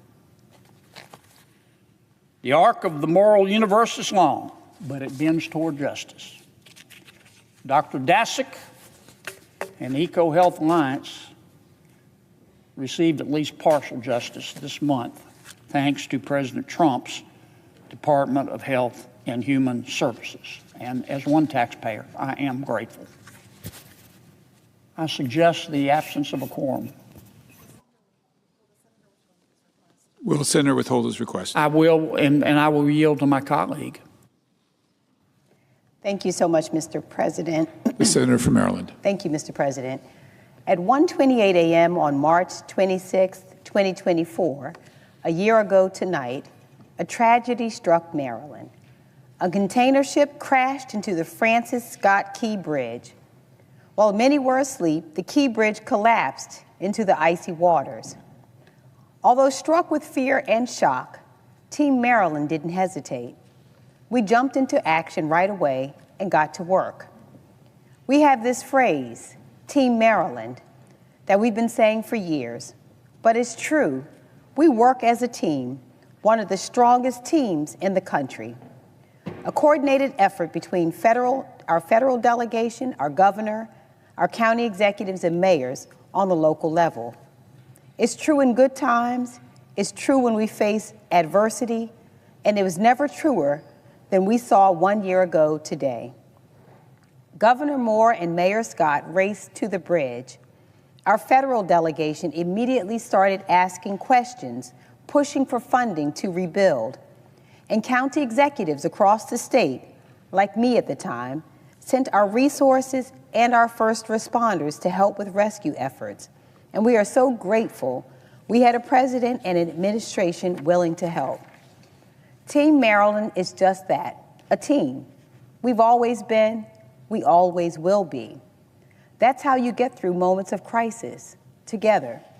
And we've stayed as a team every day since the collapse of the bridge, working together in coordination to ensure we can rebuild. Our teamwork in the face of a crisis is proof of how your government should work for you. Jumping into action when tragedy strikes, asking questions, demanding answers, and rebuilding. Doing what needs to be done on behalf of the people. Team Maryland responded quickly and capably, but we lost a lot that morning.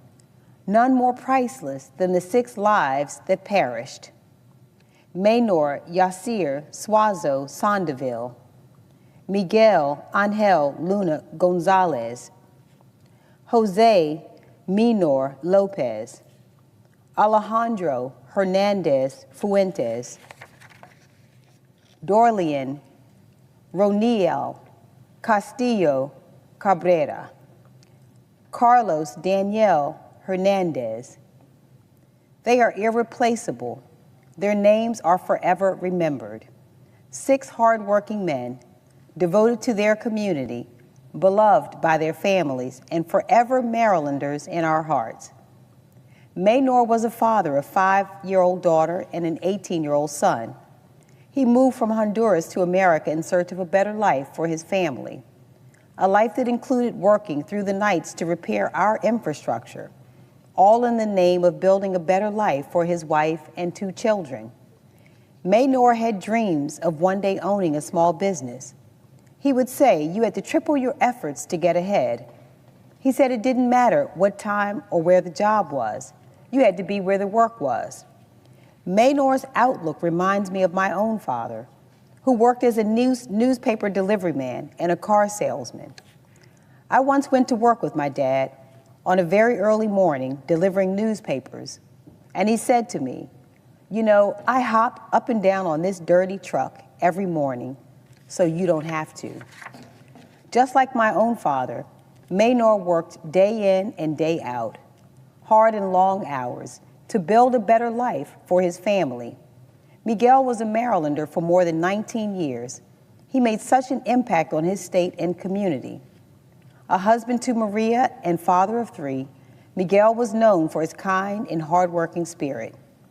Miguel and Maria had a food truck in Glen Burnie. Just days before Miguel's tragic death, he brought his wife Maria to a storefront they soon planned to rent to continue to build their business. His co-workers remember him fondly, as always wanting to share his food with them. Jose moved to the United States from Guatemala over 2 decades ago. His life surrounded his family, his wife Isabel, and his children.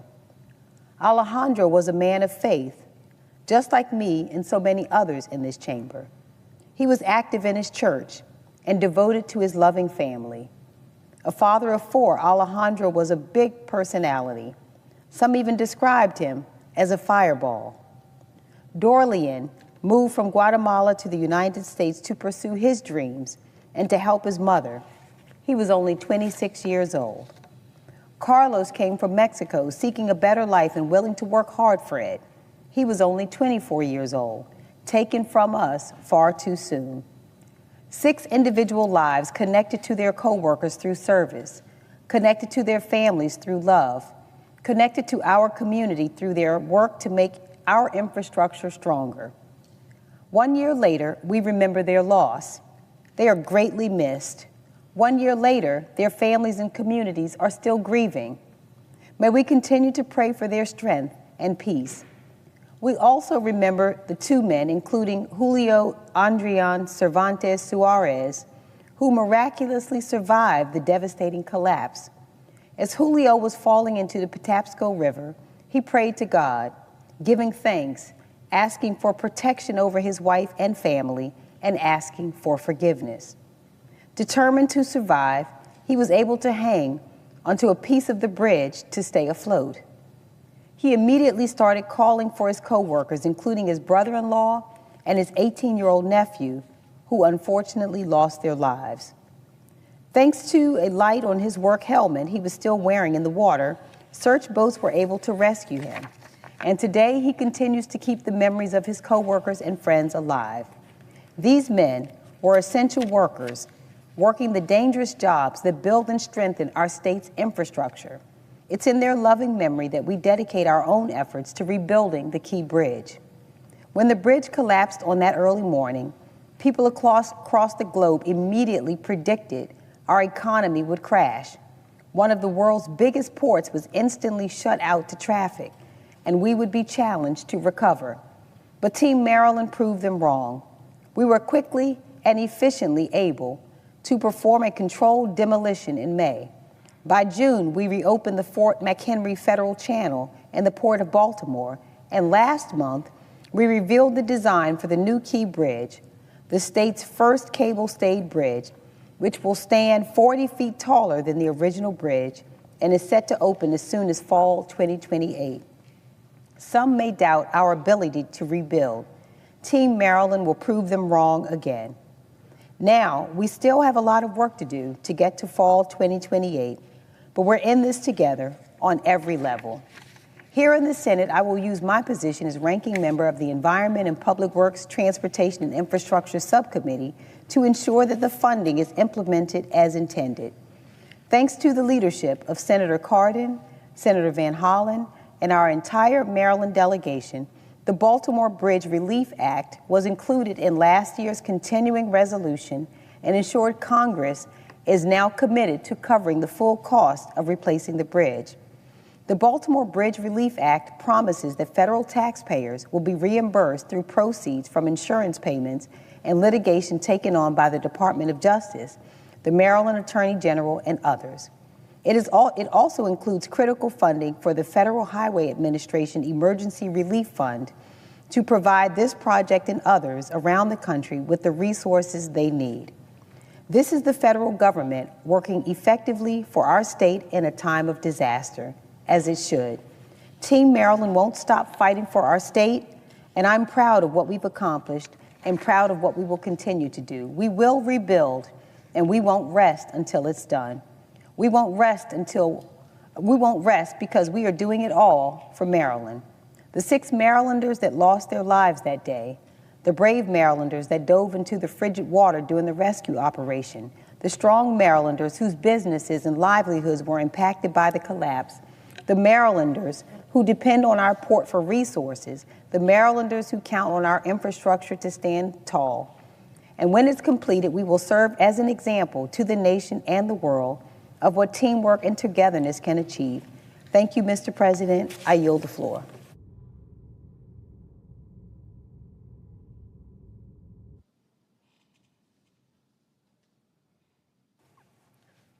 Mr. President. The Senator from Maryland. Mr. President, I rise to join my Senate colleague, Senator Alsobrooks, to talk about the one-year anniversary of the collapse of the Key Bridge in Baltimore. We speak today on the floor on the eve of that solemn anniversary, and we remember those who died that day. We probably all remember, at least all of us in Maryland, where we were when we learned that the Key Bridge had collapsed. It was a local, national, and in fact, international tragedy.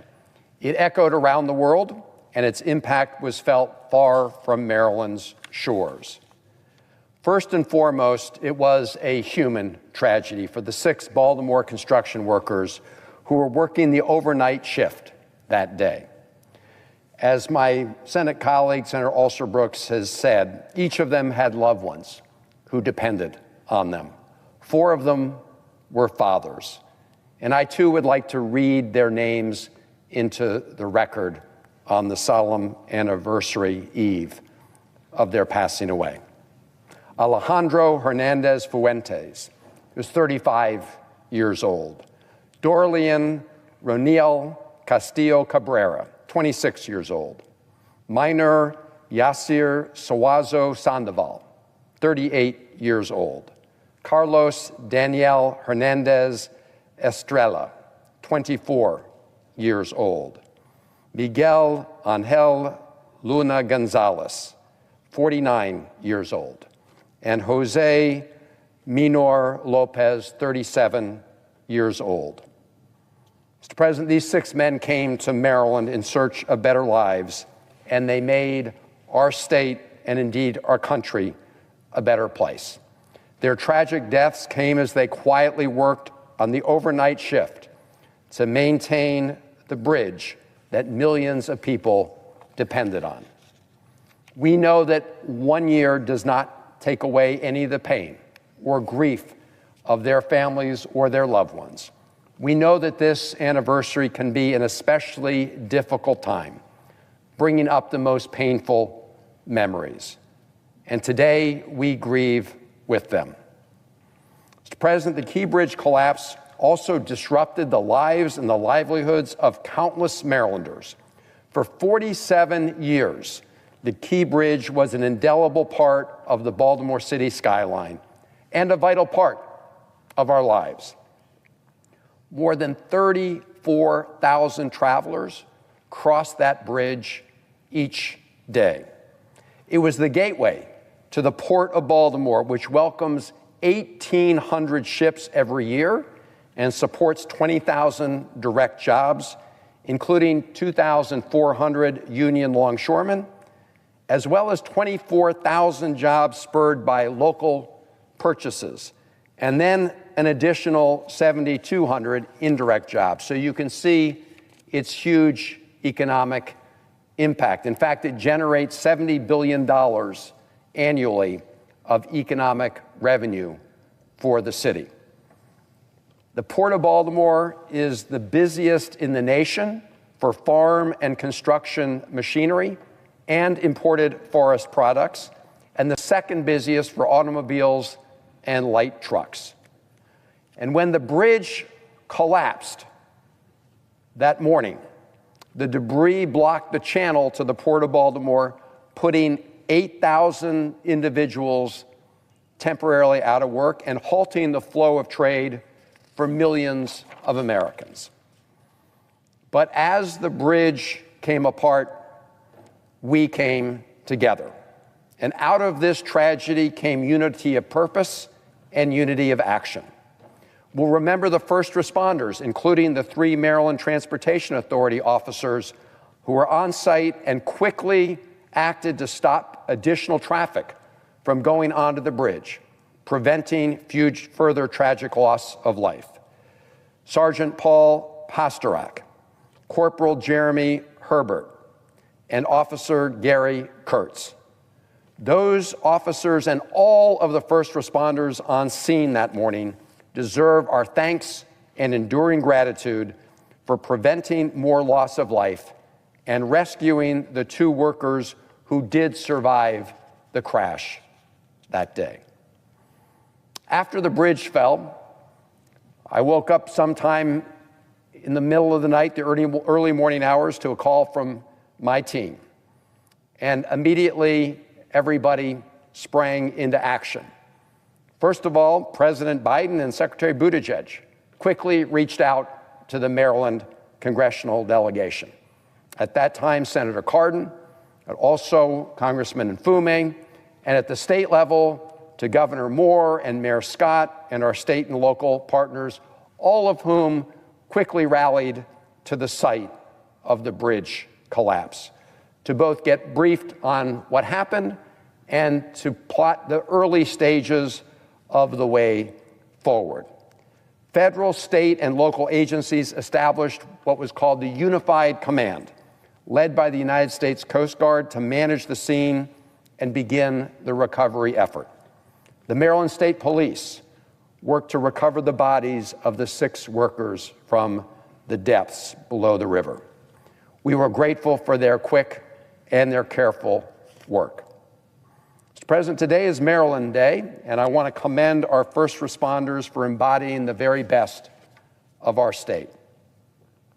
Following the recovery efforts, the U.S. Army Corps of Engineers led the charge at the Unified Command to clear the debris from that channel. They deployed precision explosives to remove a large section of the bridge from the top of the Dolly. The Dolly was the ship that crashed into the bridge. and they coordinated the response across agencies. On May 20th last year, the ship was finally floated away from the site.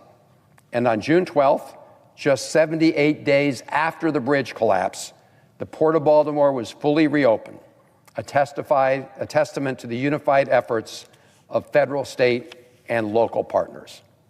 Mr. President, I'd like to thank Colonel Este Pinchason, who was the Army Corps of Engineer person in command of the effort to clear the debris from under the bridge, for her leadership as commander of the Baltimore district at the time.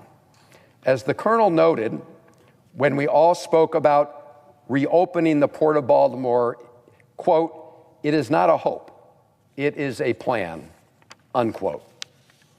And as the Army Corps and others cleared the channel, Federal Team Maryland worked to secure the resources that Baltimore City and our state would need to rebuild the bridge. Senator Cardin, Congressman Mfume, and I worked to coordinate the federal response, and we quickly secured the Biden administration's approval of Baltimore's eligibility to receive emergency highway funding to aid in the recovery effort. That was a critical first step. We then introduced the bipartisan Baltimore Bridge Relief Act, legislation to ensure 100% federal funding for the bridge replacement, with bipartisan support in the entire Maryland delegation. We also ensured that any government litigation regarding the bridge, that the proceeds from that, as well as insurance proceeds stemming from the collapse, would go directly to the costs of replacing the bridge. Mr. President, this bridge merited the 100% federal match because of the scale of the disaster and the precedent that we have applied to similar disasters of that scale. It was not simply a Baltimore City tragedy. It did have economic consequences across our region and indeed rippled across the nation. But securing those funds required a months-long effort and an all-hands-on-deck mission. And we worked with colleagues on both sides of the aisle, and that bill finally passed in December of last year. And included in that legislation was an increase in funding for the National Emergency Relief Fund. Mr. President, I want to thank a number of our colleagues who worked with us hand in hand to secure those funds at this moment of tragedy for Baltimore and the country. I want to thank Senators Capito and former Senator Carper of the Environment and Public Works Committee. And I want to thank Senators Collins and Murray of the Appropriations Committee, as well as their staffs and our other colleagues. I appreciate all of those who came to visit the site of the bridge collapse and learn of our needs and what would be required to rebuild. At the end of the day, passing this bill was not just about the funding. It was about keeping the promise that our government made to Baltimore and upholding a deeper national tradition that lies at the foundation of our union. That when one huge disaster strikes any one state, the rest of us assist and come to their help. No one has to go it alone. I also want to thank my former partner in the United States Senate, Ben Cardin, for all his work in this endeavor, and our governor, who worked so hard here on Capitol Hill to help make the case. And I also want to thank my new partner in the Senate, Senator Alsor-Brooks, as she takes up the baton and makes sure that we move full speed ahead. Because of the federal funds, we've gotten the necessary permits to proceed. And we must continue the work to rebuild, not just the bridge itself, but to rebuild all that was lost that day. And the way we did it was by being united. And that is the message that I just want to close on, which is out of this terrible tragedy that happened in Baltimore City, first of all, people came together to comfort the families who lost loved ones. People came to support our first responders. People worked together to clear the channel of debris so the Port of Baltimore could reopen. And colleagues here in the United States Senate and those in the House of Representatives rallied to help Maryland in its time of need. So I thank my colleagues for their efforts, and I thank everybody across America who helped Baltimore City and the state of Maryland at that moment of tragedy.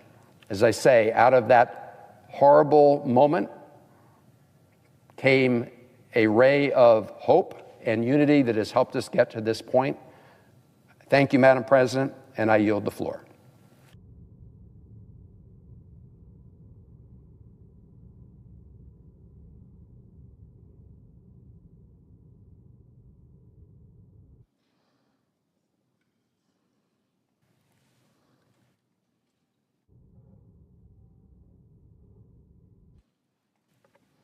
Madam President. Senator Peters. Madam President, I rise today in opposition to Congressman Bishop's nomination to be the Deputy Director of the Office of Management and Budget. The Office of Management and Budget, or OMB, is responsible for a range of critical functions, from developing and executing the federal budget to improving agency performance and reviewing regulations. Given his record and views, I have serious concerns about how Congressman Bishop will help lead this important office. First of all, I'm concerned by his willingness to break the law, especially when it comes to Congress's power of the purse. He supports the administration's efforts to illegally withhold funding that Congress has passed into law.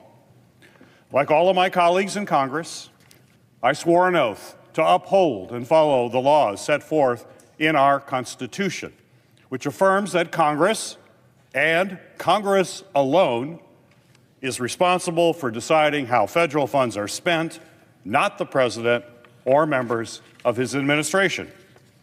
The administration's actions so far to freeze congressionally approved funds have already rocked communities all across my home state of Michigan, as well as across the entire nation. These communities count on the funds appropriated by Congress to upgrade their roads and bridges and pay their police and first responders. If confirmed, Congressman Bishop will only be a rubber stamp for Donald Trump and Director Vought's flagrant disregard for the spending laws passed by Congress. Congressman Bishop has also been a staunch supporter of mass layoffs within the federal workforce that undermine our government's ability to provide vital services to the American people. Our nonpartisan civil servants play vital roles in protecting our national security, caring for our veterans, and ensuring the safety of our transportation system. If we allow the Trump administration to indiscriminately fire these nonpartisan experts and replace them with their political cronies, it will only put our nation and our people at risk. And finally, I'm alarmed by his complete disregard for the law when it comes to whistleblower protections. As a member of Congress, he revealed the name of a whistleblower in direct violation of the law and jeopardized the safety of that individual and their family. We simply cannot trust anyone who is willing to break the law to retaliate against a whistleblower exposing wrongdoing to help such a critical agency within the federal government. And if Congressman Bishop is confirmed, I am concerned that he will defy our duly passed laws and our Constitution to continue President Trump, Elon Musk, and Director Vought's assault on the federal government and the critical services that it provides all Americans. Because of this, I oppose Congressman Bishop's nomination, and I would urge my colleagues to do the same.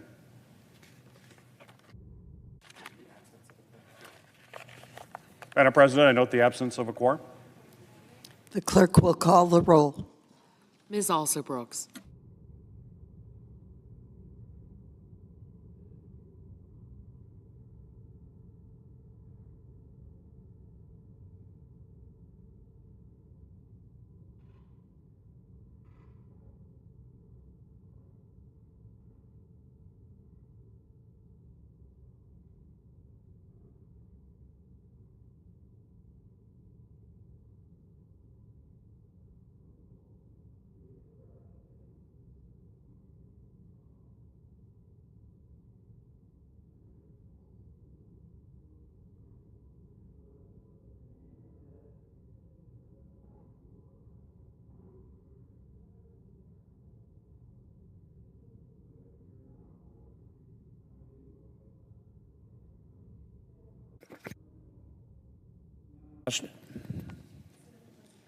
Senator from Louisiana. Thank you, Madam President. Madam President, I ask unanimous consent to waive the mandatory quorum call with respect.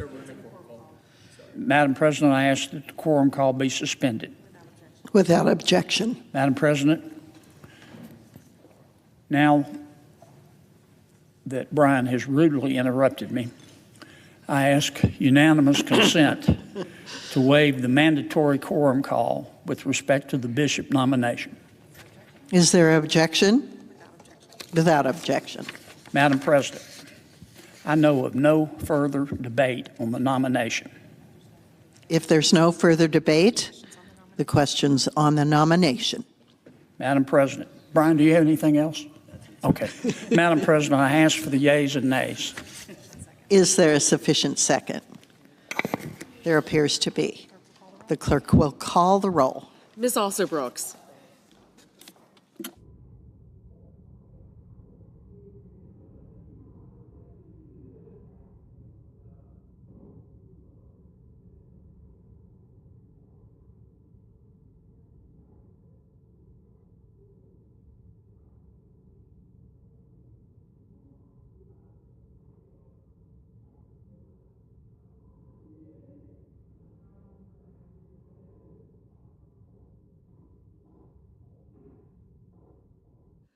Ms. Baldwin. Mr. Banks. Mr. Barrasso. Mr. Bennett. Mrs. Blackburn. Mr. Blumenthal. Ms. Blunt Rochester. Mr. Booker. Mr. Bozeman.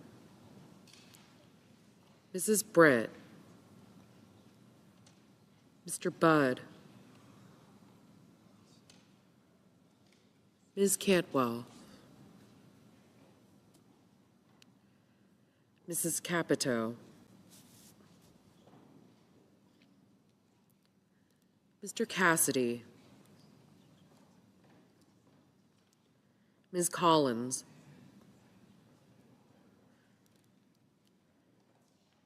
Mr. Coons.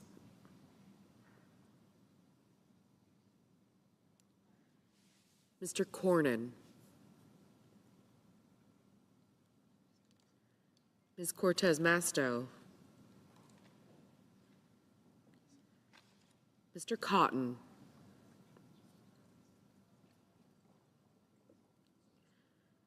Mr. Kramer. Mr. Crapo. Mr. Cruz. Mr. Curtis. Mr. Daines. Ms. Duckworth.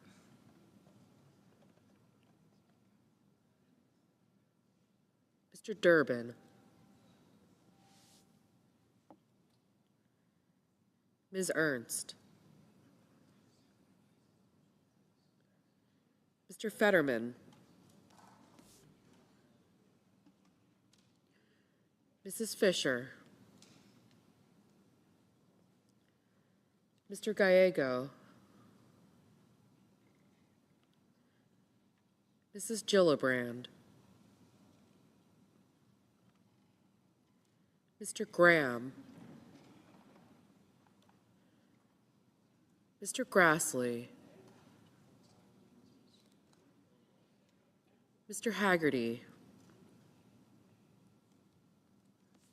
Ms. Hassan. Mr. Hawley.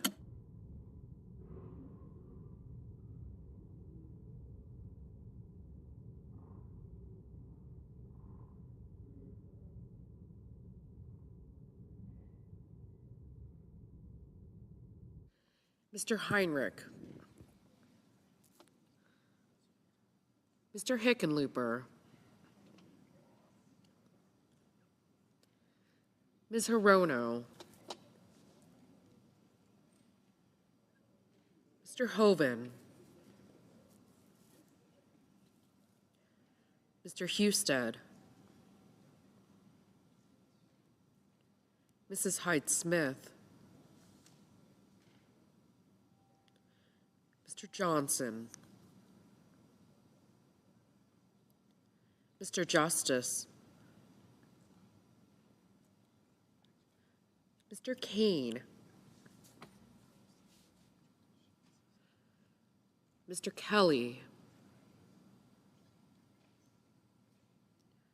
Mr. Kennedy, Mr. Kim, Mr. King, Ms. Klobuchar, Mr. Langford, Mr. Lee, Mr. Lujan, Ms. Lummis, Lummis, aye. Mr. Markey, Mr. Marshall,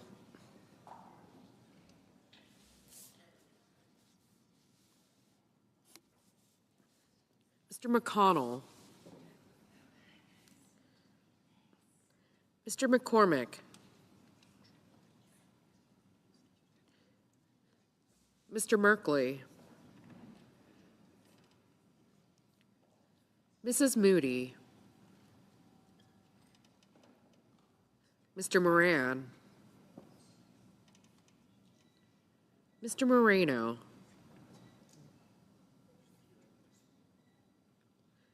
Mr. Mullen,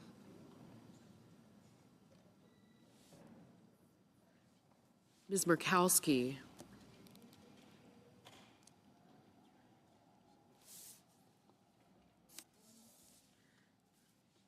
Mr. Murphy, Mrs. Murray, Mr. Ossoff, Mr. Padilla, Mr. Paul,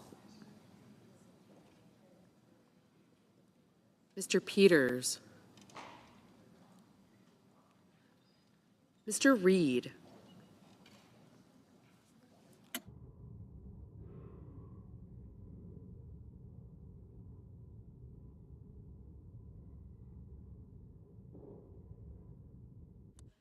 Mr. Ricketts, Mr. Risch, Ms. Rosen, Mr. Rounds, Mr. Sanders, Mr. Schatz, Mr. Schiff, Mr. Schmidt, Mr. Schumer, Mr. Scott of Florida, Mr. Scott of South Carolina,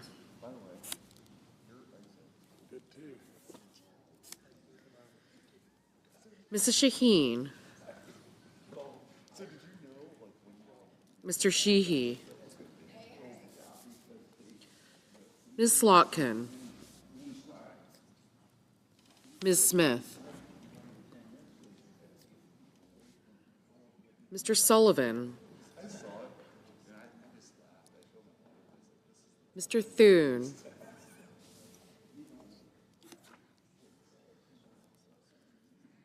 Mr. Tillis, Mr. Tuberville,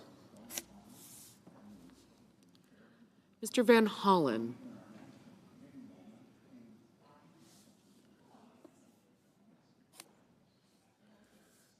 Mr. Warner, Mr. Warnock,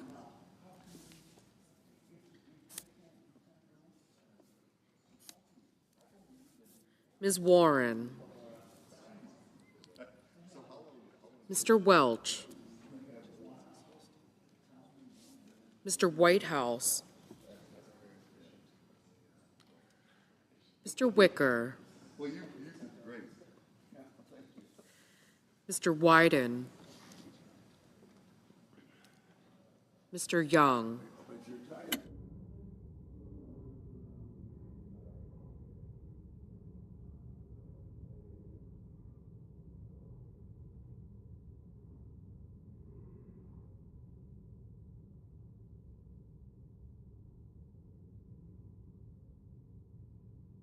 Senators voting in the affirmative: Bozeman, Britt, Capito, Curtis, Grassley, Hassan, Justice, Kennedy, Lummis, Moreno, and Schmidt.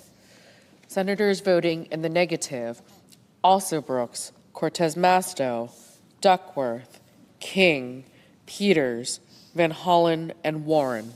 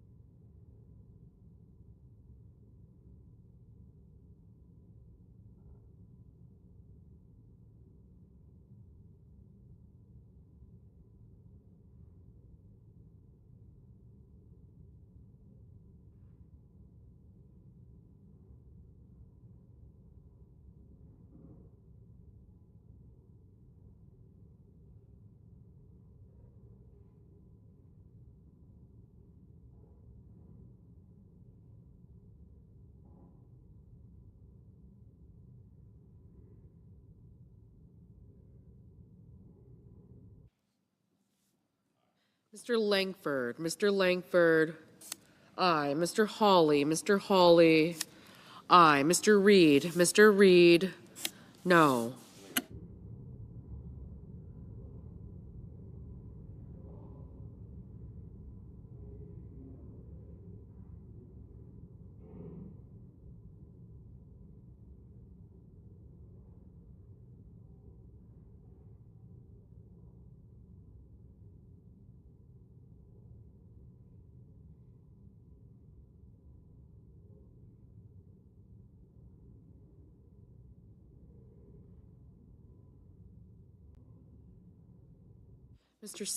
Mr. Sullivan, aye.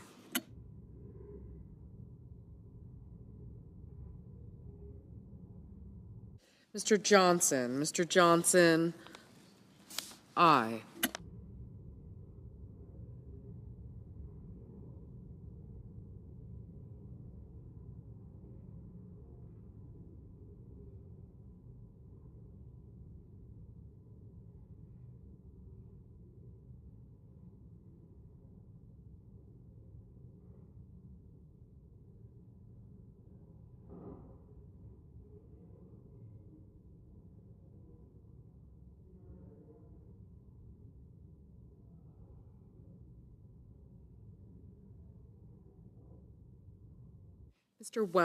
Mr. Welch, no.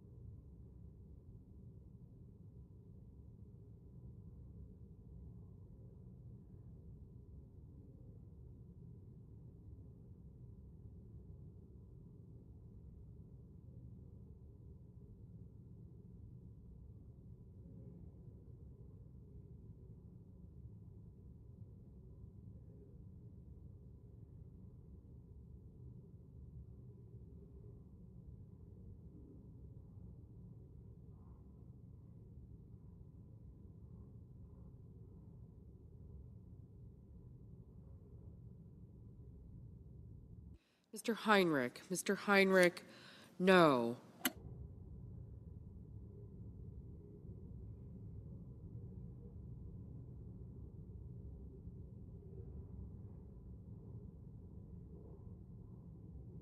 Mr. Mullen. Mr. Mullen, aye.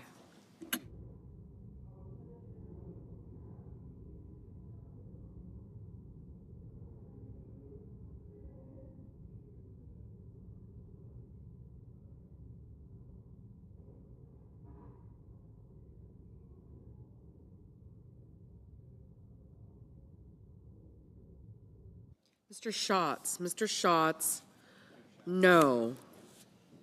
Ms. Klobuchar. Ms. Klobuchar, no.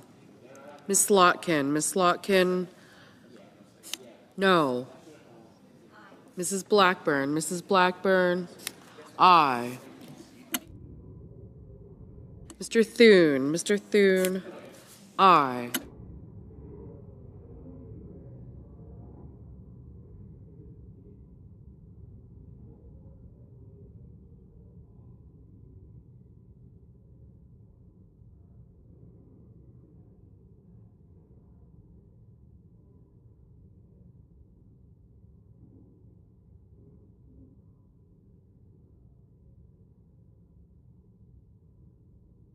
Mr. Paul. Mr. Paul, aye.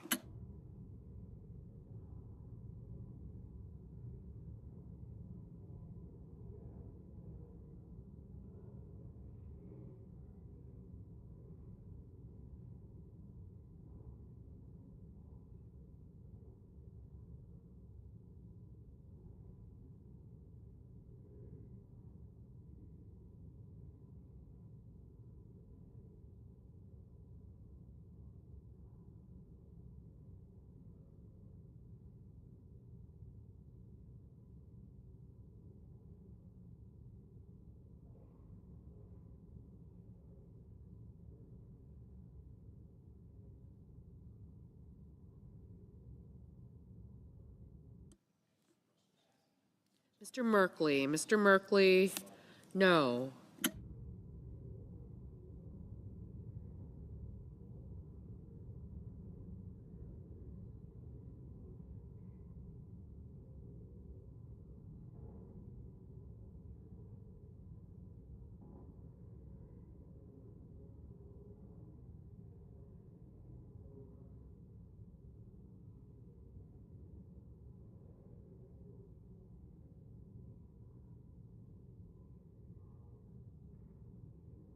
Mr. Marshall. Mr. Marshall, aye.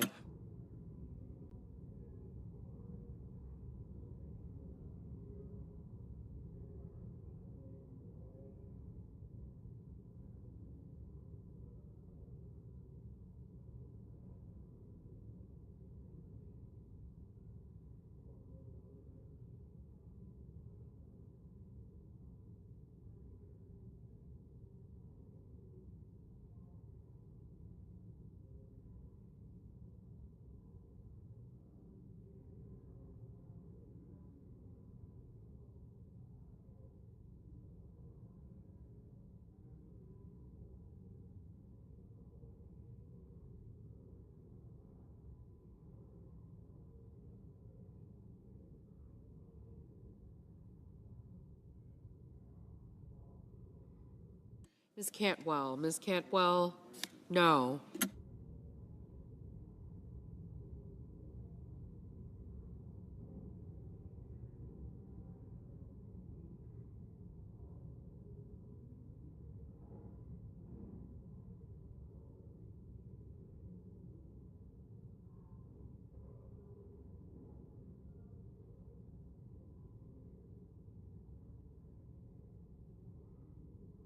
Ms. Hassan. Mrs.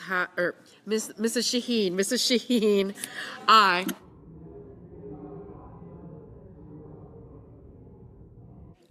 Ms. Ernst. Ms. Ernst, aye. Mr. Schumer. Mr. Schumer, no.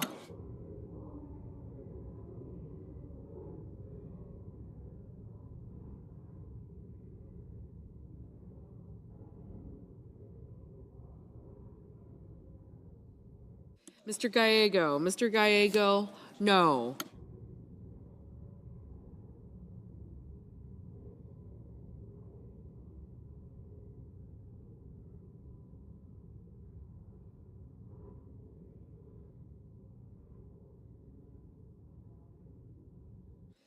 Ms. Baldwin, no. Ms. Smith,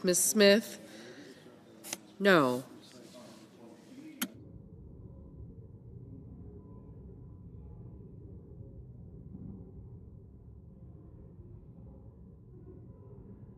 Mr. Tuberville, aye.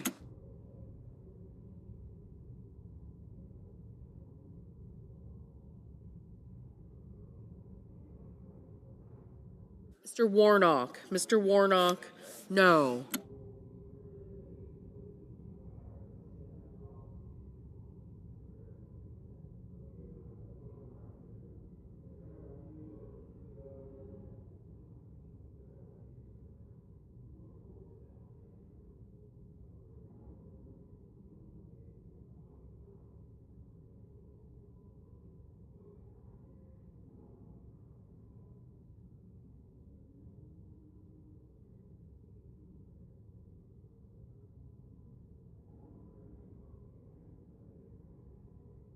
Mr. Ossoff,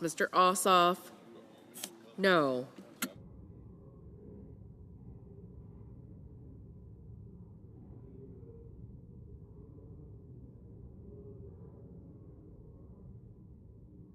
Ms. Blunt Rochester, no.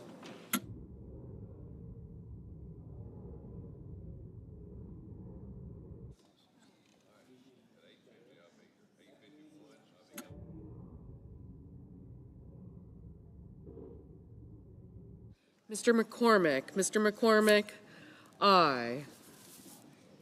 Mr. Tillis, aye. Mr. Barrasso, aye. Mr. Kelly, no. Mr. Wyden, no.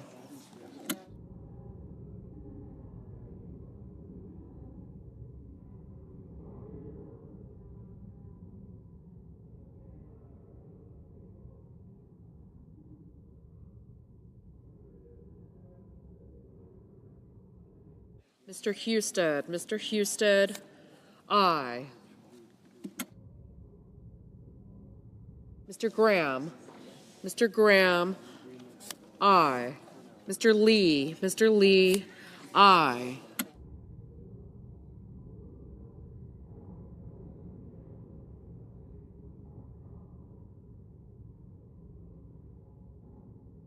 Mr. Kane, no.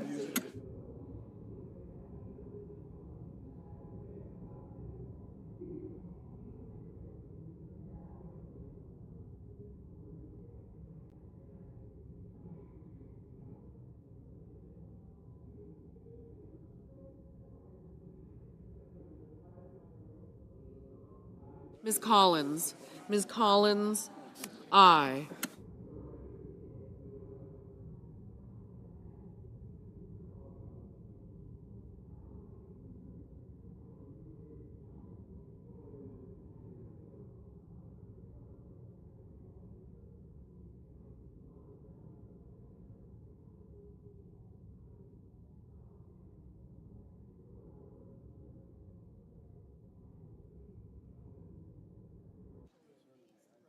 Mr. Rounds, aye.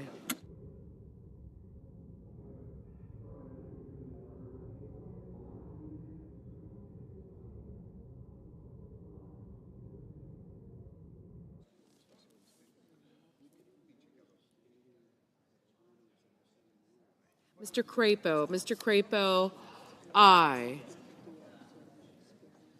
Mr. Blumenthal, no.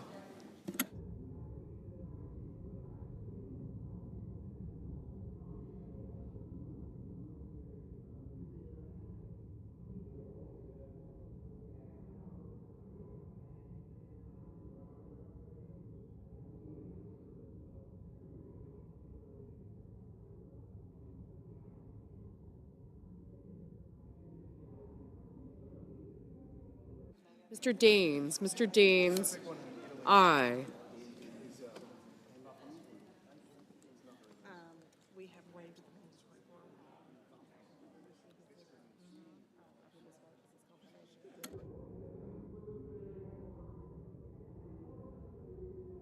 Mr. Hoven, aye. Mr. Kim, no.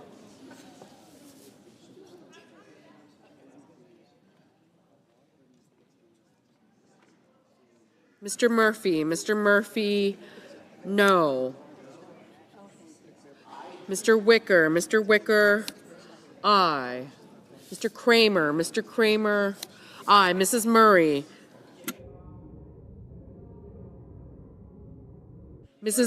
Mrs. Murray, no. Mr. Scott of Florida, aye. Mr. Fetterman, no.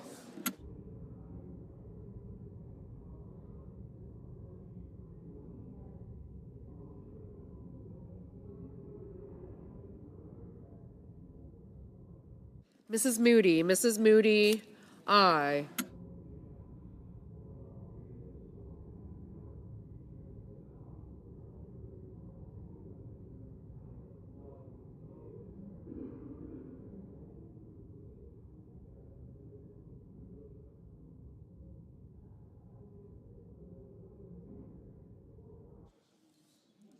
Mr. Ricketts, aye.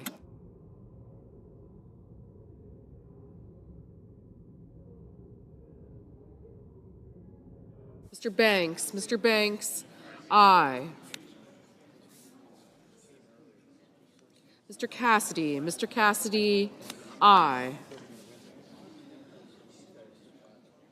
Mr. Young, aye.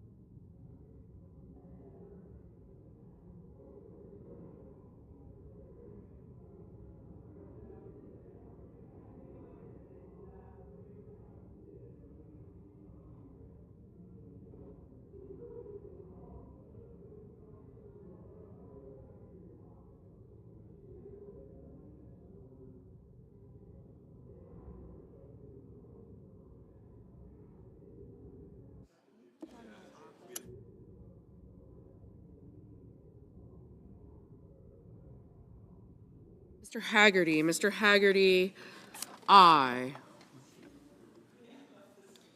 Mr. Bennett, no. Mr. Risch, aye.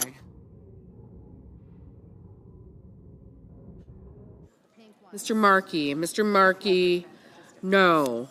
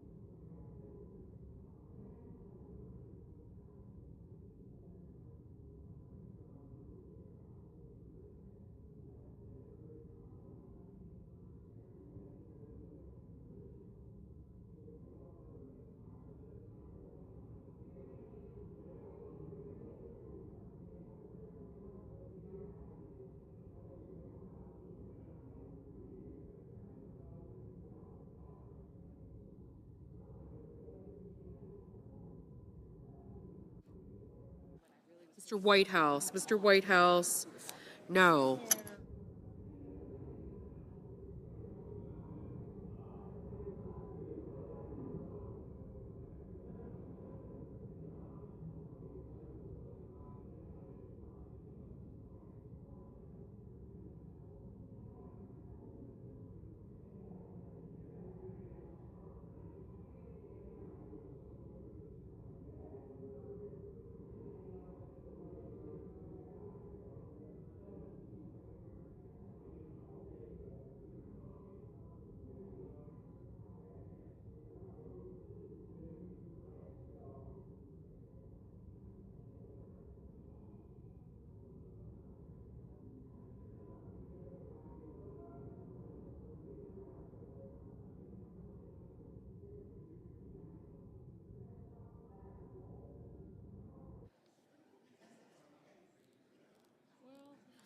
Mrs. Fisher, aye. Mr. Sanders, no.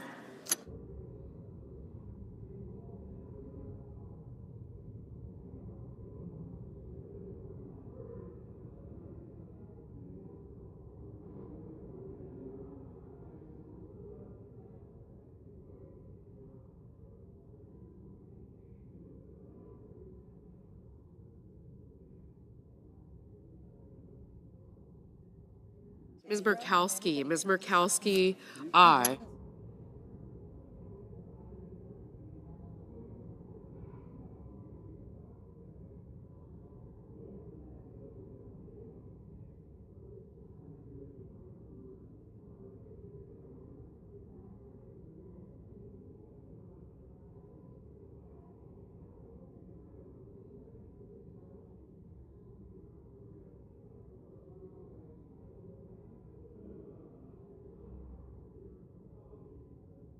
Ms. Hirono, no.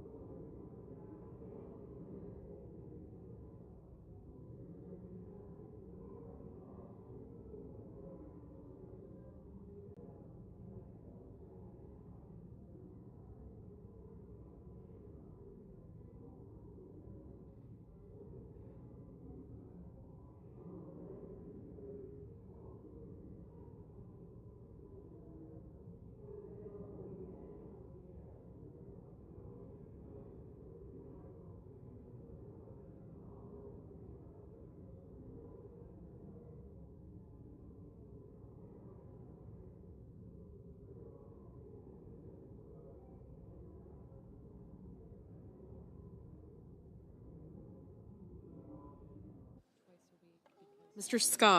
Scott of South Carolina, aye.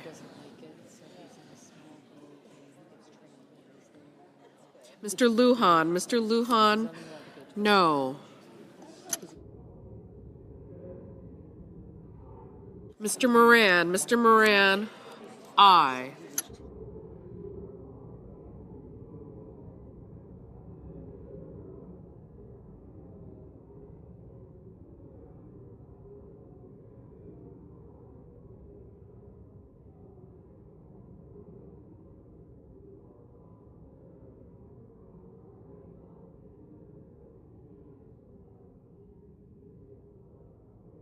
Mr. Cotton, aye.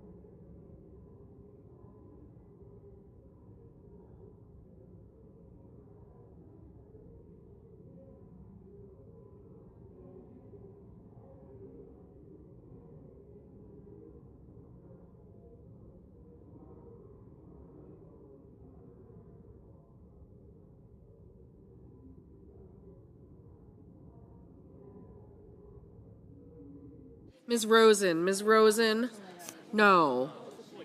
Mrs. Height-Smith, aye. Mr. Sheehy, aye.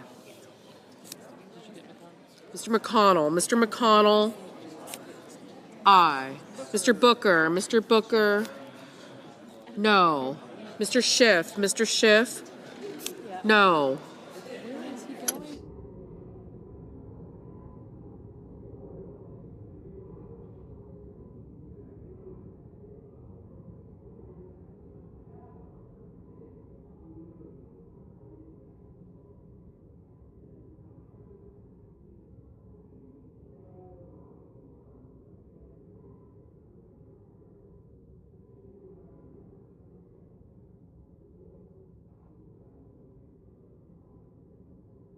Mrs. Gillibrand, no.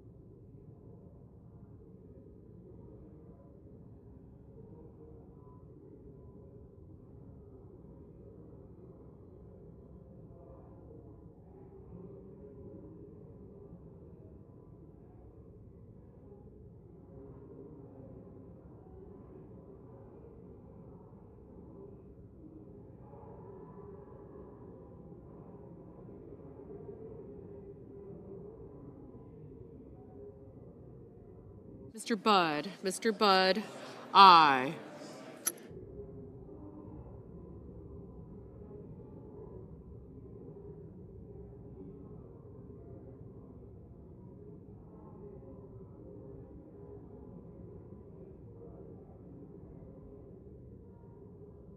Mr.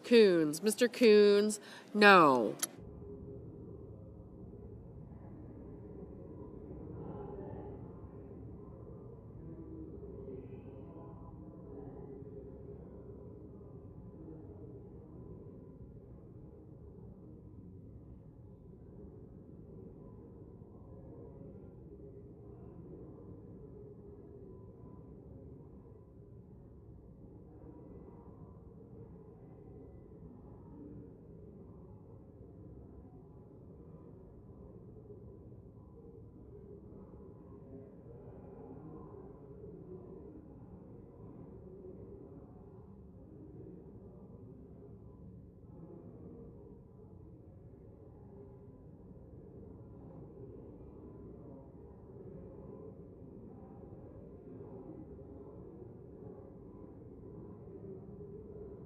Mr. Durbin, aye.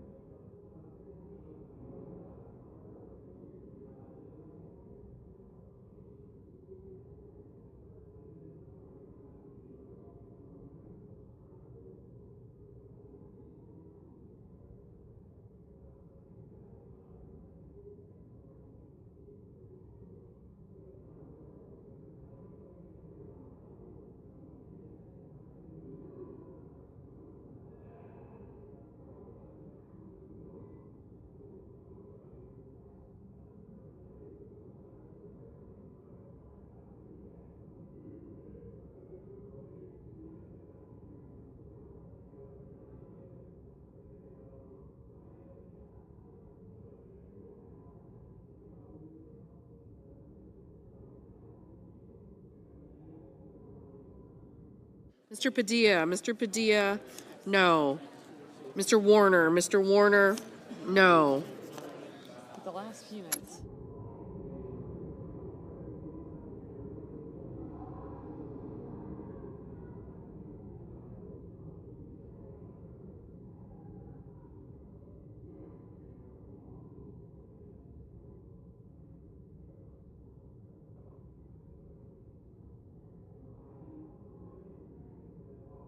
Mr. Hickenlooper, no.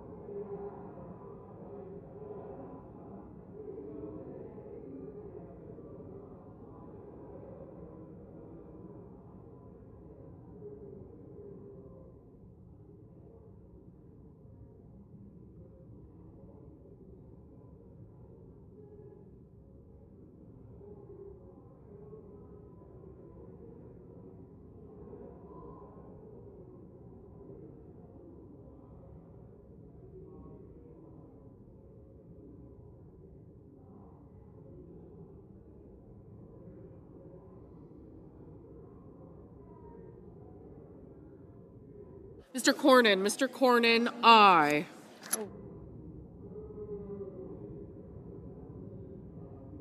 Mr. Cruz, aye.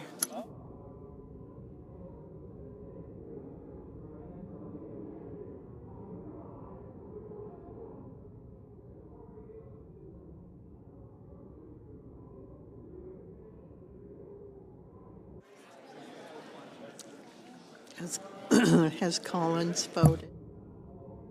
56, the nays are 44. The nomination is confirmed. On this vote, the ayes are 56, the noes are 44. The nomination is confirmed. Under the previous order, the motion to reconsider is considered made and laid on the table, and the President will be immediately notified of the Senate's action. The clerk will report the motion to invoke cloture. Cloture motion. We, the undersigned senators, in accordance with the provisions of Rule 22 of the Standing Rules of the Senate, do hereby move to bring to a close debate on the nomination of James Bishop of North Carolina to be Deputy Director of the Office of Management and Budget, signed by 16 senators. The question is, by unanimous consent, the mandatory quorum call has been waived. The question is it the sense of the Senate that debate on the nomination of James Bishop of North Carolina to be Deputy Director of the Office of Management and Budget shall be brought to a close? The yeas and nays are mandatory under the rule. The clerk will call the roll. Ms. Alsor-Brooks. Okay, you're good. Cornyn Marino. Yes. White House, no.